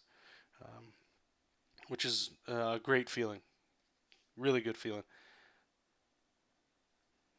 So what I've seen some people do, and I've done it too. I actually pulled out on a couple because they weren't making comic pages anymore. But there's a couple webcomics I was following for a time, and it was like you could give them $1, let's say $1 a month, and it's almost like your subscription fee to like if you were to go to a pull file at like your comic book store, you could pay your $5 and get a comic. Or here you're giving them $1 and you're kind of getting thinking of it like that, if that makes sense. Take my money. All right, so we got Jesop doing Jesop things here. So it's the same kind of panel. A lot of these guys I'm going to kind of redraw.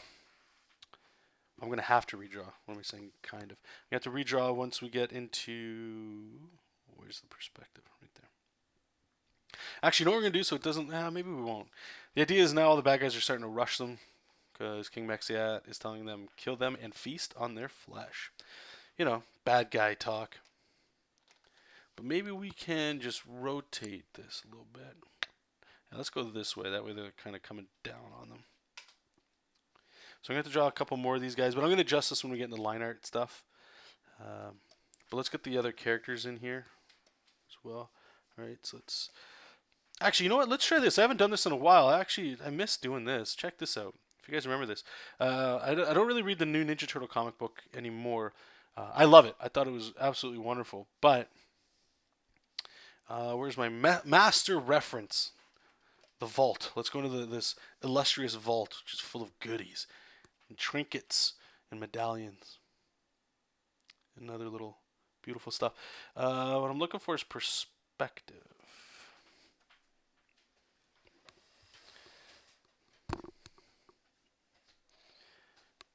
I have a folder for that? I do.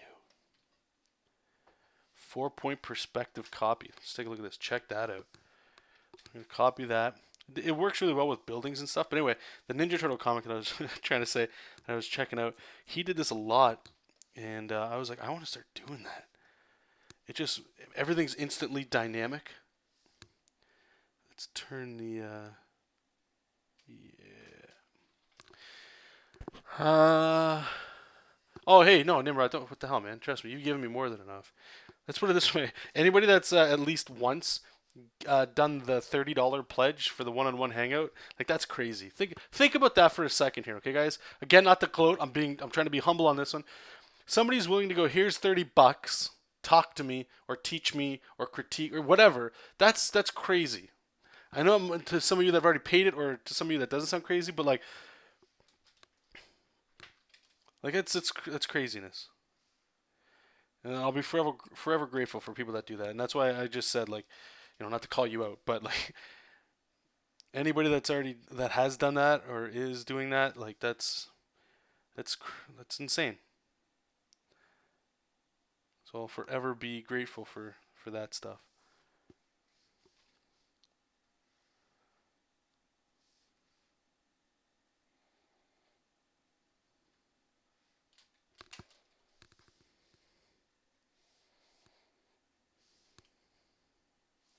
Check it out. Look how cool is that. We got this really sexy grid. I wanted to find one, and now that I'm looking at this, I want to see if there's another one where you can kind of like invert it. So it's like instead of it bending out, it's bending the backside of that curve. Because I think that might actually, this will be fine because we're gonna have some people in the beginning there. Let's try this out. Let's just lower that.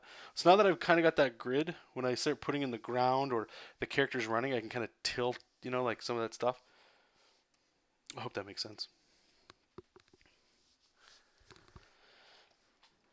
Okay, let's. All right, so Momo's on this side now, right? Yeah, she's ready to go.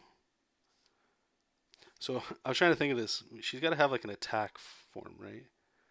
Not like a Dragon Ball attack form, but like one where she's like, this might make her look like a spider, like she's ready to pounce. Actually, you know what? This will be sick.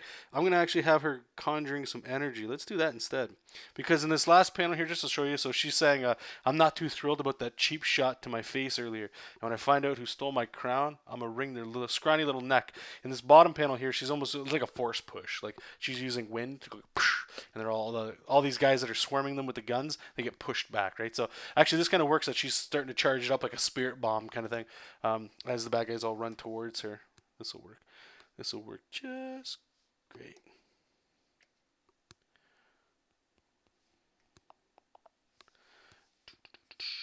As for the friends, we can kind of keep them there.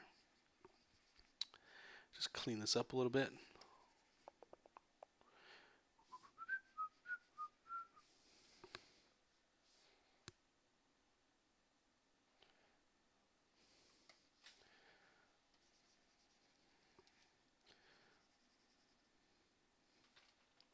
All right, so let's put. Actually, you know what? I'm not going to put the stairs at all. That way, it hopefully seems like it's a little different. Let's start drawing some other characters in here. Nabu is saying, what? Oh, sorry. What would a female version of Jesop look like? You might have to wait and find out. I'm not going to say or spoil anything. The question you have to ask yourselves. This is the real question, right? Would the female version of Jesop King have a mustache? Kind of like when you ask yourself, dwarven women, like Gimli was talking about in Lord of the Rings, do dwarven women have beards? I don't know. You have to wait and find out. If they're even possible. Maybe Jessop's the only one. Maybe there are no other ones like Jesop. Maybe he's special. Hey, no problem, Locke. Enjoy your day, man.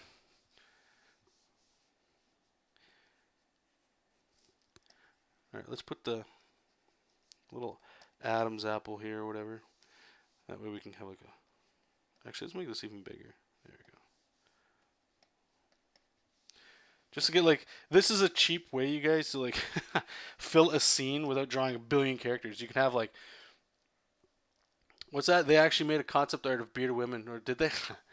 That's awesome. So instead of filling all this area with like little characters, you can put like gigantic stuff like I had here. Like there's a gun, which I'm gonna maybe we'll erase. We'll put like a gun like way here in the extreme foreground, and it just covers up space so you don't have to draw all these characters all the time.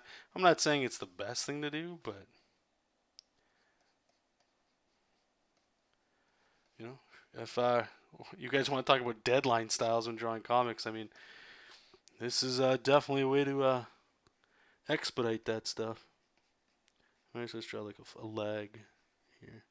And a lot of this stuff I'm going to save for just doing line art over it. So I'm going to move this along. Right, so I have this guy here. Um, Actually, we don't have to have like a whole bunch of people everywhere. We should actually have somebody here. I'm saying actually a lot, so apologize. In the future, when Jesop gets big, are you? Thank you already for starting it off like that. Are you going to ink traditionally so you can sell it? Actually, that's a very good question. Okay, I'm going to save it for when I get back. I'm just going to take a 5-minute break. Apologize, but I'm gonna have an answer to that. Okay, so real, you know what? I can't do it like that. Okay, can't do it like that. So who are we? Give me a second. Give me a second. That's who it was. So on Friday, somebody I look up to very much, Jersey Droz, that talked about him all the time. Check out his webcomic boulderandfleet.com. On Patreon, he releases like little videos, kind of like what I do on Patreon with the Scribble Chat, where it's just like me talking for like 5 or 15 minutes about a topic, right? Anyway, he was talking about something similar to this, and it's something I talked about earlier this year that I wanted to do, and now that it's getting really nice outside, you know, and for my health as well, you know, trying to be health conscious and stuff, is I want to be outside a little bit more this summer than I usually am. Uh, just for overall health, mental health, the sunlight, you know, all the good stuff that comes from being outside. You know, being a human being, not just this. This is great, but I don't have to be locked to this, okay? And this comic is letting me do that. So, yes, what I will be doing is, and actually I might be doing it possibly even with these pages, because I don't think I'm going to be doing the line art with you guys or inking, but uh, or maybe, you know what, I think I might do a hybrid, because there's panels like this where there's a lot of little dudes. I don't want to draw this traditionally. I might just do that digitally, but these bigger panels, I'm probably going to print this out. So what does that mean? Well, how does that work, I should say, not what does that mean, but so just to share it with you guys, I don't want to start printing this out and doing it traditionally to sell. I mean, it's great, again, yes, if it blows up and it gets big, great. And who knows if I will sell it? I don't know. But for me, it's to get away from the computer. That's it. That's all it is. So, in saying that, really, this is the kind of stuff that I don't think I'll ink traditionally, because the inking brushes and stuff that I do in here, they don't mimic that well. But line art, because inking doesn't actually take me that long with this project, which is great because I don't add a lot of shading and stuff, right? However, this is kind of what I'm talking about, and I'll just be using microns and stuff like. So, okay, give me the process. I'm jumping all over the place. What's new, what else is new, right? So I'll take this stuff. I'll make it very light gray. I don't have a blue printer. I don't even care. Just print it out, and this is the benefit of working 11 by 8.5 by 11, because it's just a regular piece of paper. I don't have to break a big Bristol. So I can print it out on a regular printer, okay? So I lower the opacity down to like 90%. It's only like 10% visible, I should say, okay? So print it out, it's very light. I might go a little darker.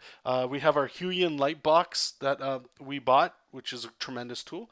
And what I'll do, and this is where it gets a little weird, I don't know if I will gesture over top of that and then break out the microns and just do the tight line art. I'm not sure yet. I might actually experiment with it today since it's a weekend. It makes sense to probably do so. But anyway, this is right here really like the extreme part that I'll go with it. We'll just use this page here. It's a great example of it.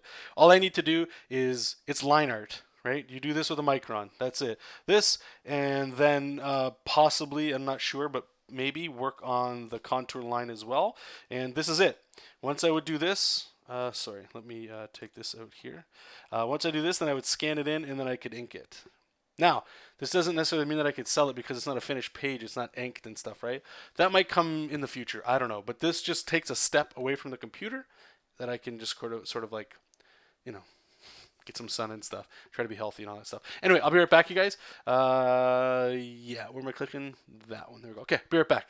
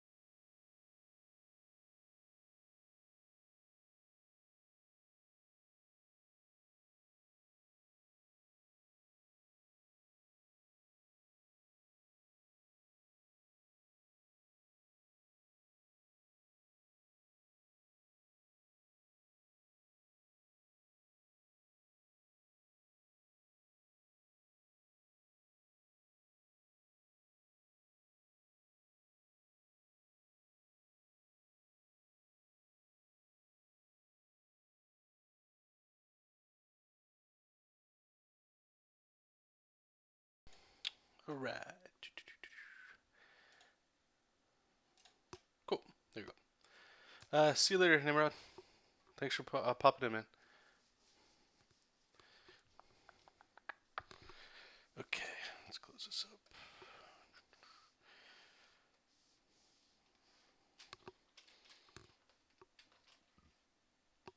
So now that I think about it, if if we're gonna do this, and I appreciate you asking, Rice Farmer, because I just didn't, I actually had forgotten. Um, Stream might actually be over soon then, if I'm gonna do this traditionally, or maybe not. Maybe we can do. Let me just see here. Might be some of these panels we can do without. Anyway, we'll see. We'll see how it's going. Alright, what is this? Oh, it's a close up of Momo.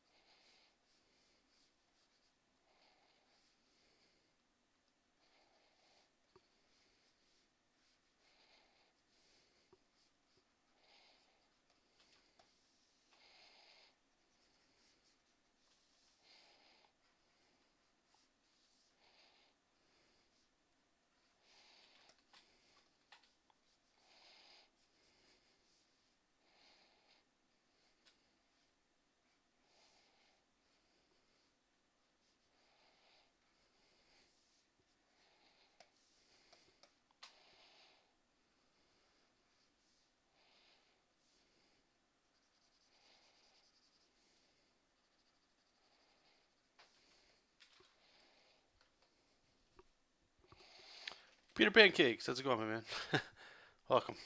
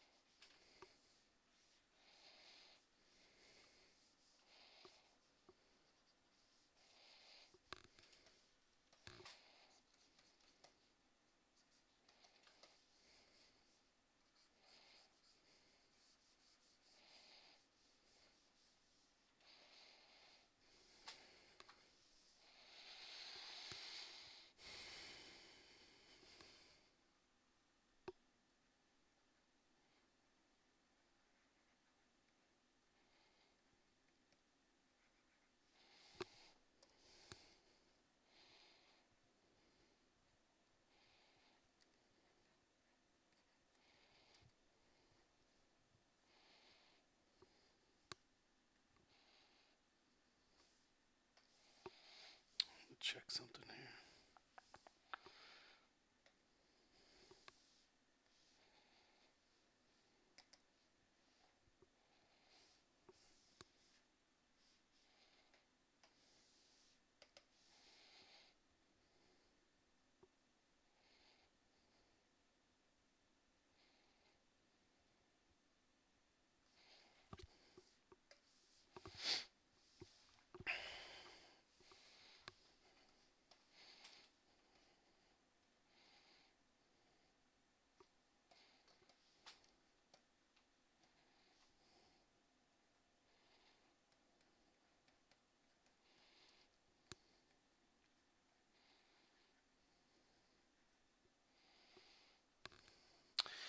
Race Farmer is asking, John, I struggle with consistent faces in comics. Should I make a head template in every angle, just copy and paste for speed? I would say, I mean, The artist in me wants to tell you no, don't do that. But the deadline style tells me if that's going to make you make pages quicker, then you go ahead. Just want to preface this here that if you choose to make a template, you're going to be hurting yourself in the long run. Reason being is the reason why you're struggling with making faces consistent. I would guess is because you don't understand form and perspective just yet. No matter how advanced you think you are. Okay, so you really need to be spending a lot more time doing cylinder people, and if you can make a cylinder person look good in any perspective, then you're getting it. Actually, putting in features and stuff like let's be honest, Jesop's face is changing from panel to panel. It the consistency isn't there. I know that. But you can lie your way through some stuff, like with recurring shapes. So some people have a big nose. So if you keep drawing the character with a big nose, no matter where you draw them, the people will know that. The difference is like when you draw people with their eyes or their face tilted this way, you struggle with that. So you maybe make the eyes bigger and stuff. But when you're looking straight at them, the eyes are smaller. So those things are red flags too. But that'll get fixed with practice. Okay. And in saying all that again, I mean, I don't think it's a bad idea to practice drawing same faces from different angles. It's going to help you in the long run. But just skipping right to like a sketched head in every angle and then just finding, like, that's the head I want, and then putting the features in there. Again, I know people, professional people that do that because they have a deadline. And when somebody's working on a deadline, that's their job. I'm never going to critique anybody that does that, right? I'm not going to think any less of them either. So you just got to know what you're doing. Just know that if you're doing it, just don't do it because you're replacing the fact that you don't know how to do it. You're doing it because, like I say, you have deadlines to hit. If you're going to school or you're whatever and there's no pressure, then keep working at it. Don't take the shortcut in that. Okay. Uh, Peter Pancakes is saying, "What about the same face syndrome? How do you handle that while trying to maintain your style?" That is, I think same face. It's the exact same thing. Same face. This is okay. I'll show you guys this as an example. I find that the same face kind of thing is like the Jim Lees, the David Finches, the who else? Rob Liefeld's, pretty much anybody who was like from the Image, like Silvestri, those kinds of people. Not that obviously their art's awesome. I'm not critiquing their art, but I think it comes down to structure. It's too much structure. So like, let's say you're doing the Loomis stuff, right? Where you're like, okay, where's the face? So it's here. Then you're cutting off something over there. Okay, cool. Right, and you kind of come up here or something like that. This is already looking like it's gonna be too flat down here, right? So you go here, here, and you're doing all this shit right here. Okay. All right. Awesome. There's this. All right. Let's lower this up a little bit so I can kind of see it. Then you start going in here and you're like, all right, so this is where that goes. Right. And you're starting to break all this stuff down here. This right here, in my opinion, is what leads to same face syndrome. The faces, they can look pretty good because they're thought out in a lot of ways where it's like perspective and all that crap. Right? Whatever you can do here, put a little head, neck on this guy. Right? And then you kind of have this, and then you can go in there and you can do any style you want. Right? You can, put your eyes in there. Yeah, let's give them whatever the hell. I hate this stuff. I used to always draw like this too. And one reason why I enjoy it is because it does take a lot of the guesswork out. I can kind of just follow like a set of rules, like some guides here, and I know the result that I'm going to get every time, which is great. But the other side of it is what this did for me anyway, or what it took away from me, in my opinion, was my ability to show exactly that. Like, how do we get it so that we can draw different characters and doing that? Besides different characters just being like a different haircut, not everybody has like this fucking like comb over like this and everything goes slick. And do you know what I'm saying with all this crap, right? This is fine and it's wrong at the same time.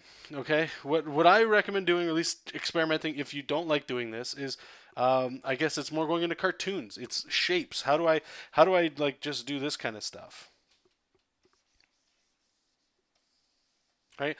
Do this in a sketchbook. You just do that, and then you're like, all right. So how do I turn this into faces. Let's grab some inking so you can kind of see it. All right, start here. I don't know. Let's go. Here, you can even do this. You can go like, all right, here's the center point, and okay, there. So I'm just gonna start with eyes, and you just start to like figure this out, and you let your brain kind of like have fun with this kind of stuff. Maybe we'll give him like a big nose or something. And to be fair, I know like this is why I'm saying form is super important, because you can manipulate shapes within this, and it's not gonna feel weird. So just give him like a little small mouth. Maybe he's got like a big old chin, and I don't know. Right? And you don't always start off drawing faces this way, of course, but what this does do is it gives you like some room to like manipulate stuff, right? So here you go, you got Joey Chin, right? And then you've got like this right away makes me think of like, okay, so let's, I don't know, let's do like the thug because he's a box. You know, cut his eyebrow over here because he's got a scar. I don't know. And I'll give him a big old box nose. Maybe he's got a big mouth. I don't know. Now he's looking kind of derpy. Right? That's kind of like a Guile haircut from Street Fighter. And you can adjust it too, you know. But the idea is just don't fix the shapes. Don't try to put this into these shapes. Just kind of see what they are. Maybe this one's a lady, right? So maybe she's kind of like looking up a little bit. Maybe you got to put like a little bit more guides in here and stuff. Right? So let's turn this into a lady. A little chubbier lady.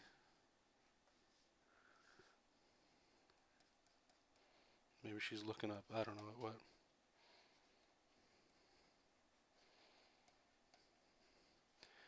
In my opinion, doing this is a lot better, long run.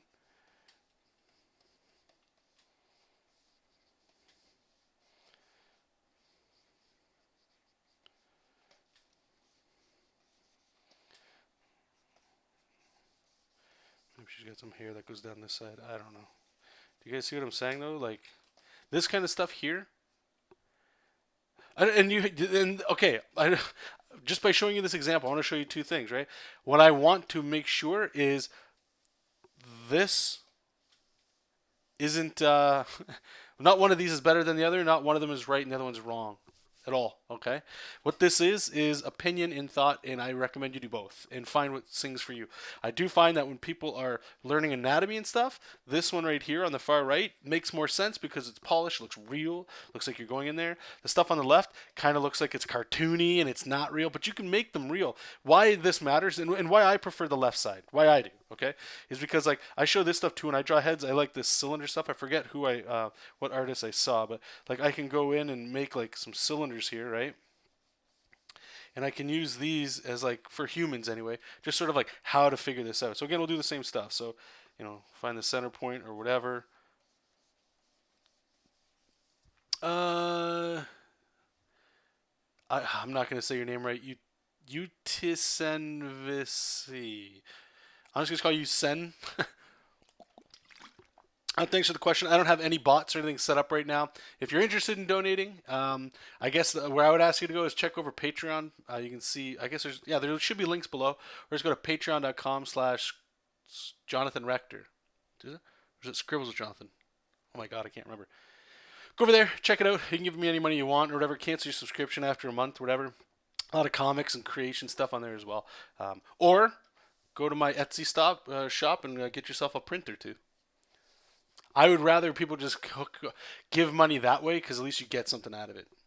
That's all. No, this wasn't from Cynics. This was, what is his name? Krenz Kushart. That's his name. Krenz Kushart. I think that's how you say it. Awesome artist. But anyway, so you go here and you can just put little lines or whatever and like, just like the idea of a mouth, right? And you can see how quickly you can just sort of like move along with this and you get your faces, right? You're not looking for beautiful faces. You're not looking for anything. You're just putting down information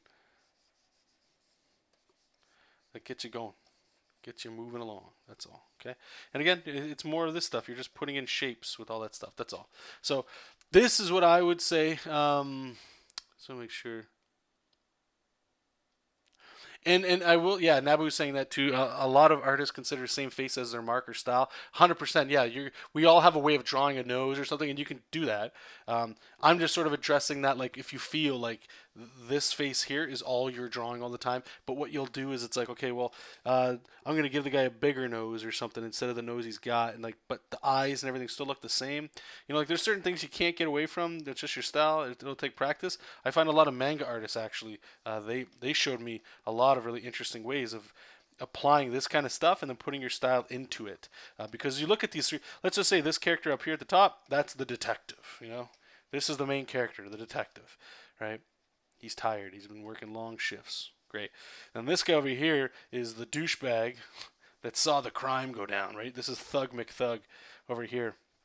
And this is the lady that works at the bar that saw Thug McThug do the thing, right? Like what I'm saying is they look different, so that when you draw them over and over again, people know who they are right away. The difference is like this style right here, and I'll get off this in a second. But this style right here, this is great and it works. But like if it's a superhero comic, the only thing that you can tell the difference between a lot of these characters, if it wasn't colored, is the costume they're wearing. If you put them all without their costumes on and they're all just kind of hanging out at Avengers Mansion and stuff, they might all start looking samey, and that can be a problem. But that's why a lot of people go this route because they look cool and they'll always look cool. It's just a different, what's it called, costume. That's all. I hope that that helps. Thug McThug OC Donut Steel. Donut Steel. All right, so we gotta have. Let's see what we're doing here. We're gonna have some bad guys getting thrown away here. I'm just gonna start scribbling some stuff because we'll figure it out.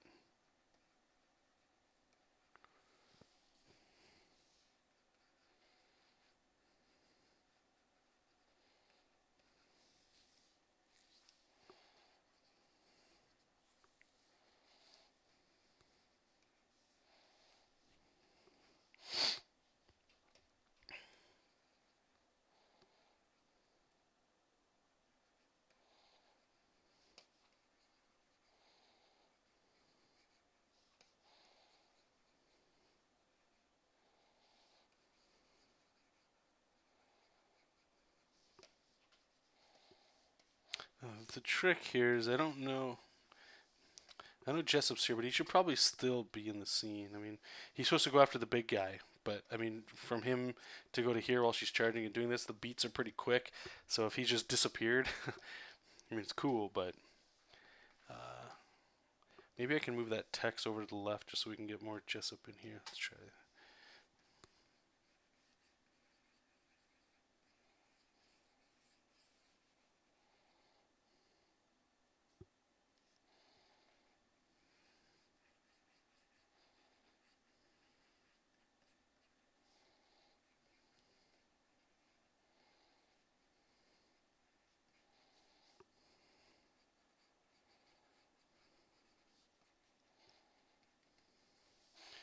I don't know if he's big enough or if he's too big. That should be fine. Maybe, you know, I say this every time. I don't know if he's big enough or if he's, and then I'll, whatever, and I'm like, let's just make him bigger. It's just the fail safe. Make him as big as possible. We'll always look at. Alright, let's save that up. Nabu, does making support characters unique and expressive ruin your main characters? I don't think so. Let me retract that. It can. If they, I don't think it's if they look better. Let's use an example. So, let's say Superman. You get used to Superman, sweet, he's awesome, cool, right? And then you introduce like, I don't know, pick a Superman villain. No, let's make a new one. So you get Superman, and then you get this character that comes on. It's got like slick sunglasses, tech up the yin, almost looks like a mech. I mean, there's so much detail in there that he just looks. It's like Optimus Prime shows up or something that's just so friggin' cool. You're like, wow, that is awesome, right? The thing is, if you look at that and you're like, that character in their own right is awesome. What I think, just to address this in a little bit more context, what I think is super important is knowing the role of that secondary character or support character. If they're just sort of like here's an example actually. So the guy right here, the Cyclops, right? He's a support character, right? I need him like he's it's him and Jessup fighting in a scene. That's it. That's all he's used for. But I need him to be unique or like interesting enough to be unique and interesting enough, because they talk and they communicate. But if just say Jesop was walking through a market and you have all these people selling stuff, you in my opinion, if you make them just interesting enough, just slightly, so that they look different from each other, that's all you need. It's almost like invest the time in designing that character for the bigger their role or part. Okay, so if I show like the big bad, if he doesn't look cool, you might forget about him, and there's nothing to attract you to him. And to be fair, I mean, Jessup has a super simple design, and what I hope is, like, as more villains and stuff come across, his design sort of starts looking less and less interesting, because we're going to see it more, and then the new stuff is more interesting, and that's what keeps you kind of going. That's just my opinion there.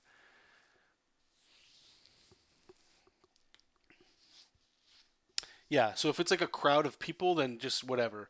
But if it's a crowd of like the top 10 main bad guys of your story, they all got to look independently cool, right? There's a reason why you get like Magneto looking the way he does, and you get all his named mutants with him, but then you get the thugs, the generic thugs, and they all kind of have like a very, they look a certain simple way. They get a gun, and they might have a beanie on, or whatever, or tattoos. But the more design you put in, like another example, I guess, is I could give you with these dudes. These guys right here, the Doblins, right? They all look the same. They have a little bit of different, but people probably aren't going to tell. But this guy, he gets talked about a little bit more, and so I gave him a scar on his eye. That's it. So the reason you do these things as well is because if they keep coming up in your story, even though they're all the same looking, people are going to remember the small thing if it stands out enough, right? So if you have a guy with an eye patch standing, if you get a thug, you put 10 thugs next to each other and they all look the same outfit, maybe a little bit different in height, but some of them got blonde hair, black hair, some are black, white, yellow, pick a color, human, put it there, right? They're all there. They're all looking the same. The moment you give one an eye patch, just an eye patch, let's say, okay? Or you give one like a helmet, or one a gun, and the rest don't have anything. They stand out. There's something unique and different about them, just in that small thing, and that's all you need, okay? And you only do that if that person's like has dialogue or something like that. Yeah, and Inkbot's right. There is a difference between support character and a background character. Yes. Yeah, yeah, yeah. All right, so I think that wraps it up for today, you guys. I'm actually going to print this stuff out, and I'm going to go draw this outside. I'm going to do some line art outside. So thank you, guys. Appreciate your time. Everybody else that followed today, I appreciate you guys joining as well. If there is somebody or a few of you watching right now that aren't following, consider doing so. You'll get notified whenever I go live. There's no real schedule right now, so I apologize for that. However, usually on the weekends we stream for a while, and throughout the week every now and then in the evening. Okay, so anyway, I want to say thank you guys again. I appreciate your time. I hope you guys enjoy your weekend, wherever you're at, and whatever you're working on. I hope it works out, and enjoy the day if it's nice where you're at. Spend a little bit of time outside. Get some of that vitamin D, vitamin C as well, right? Is that anyway? It doesn't matter. All right. All right, I'll see you guys later. Also, if you're not following, you can head over to YouTube. All these get recorded and posted back up there. I think Twitch also has it in their little feed, so you can rewatch it there as well too. Okay. So anyway, thank you guys so much. Keep reading comics, keep making comics, and I'll talk to you later. Bye bye.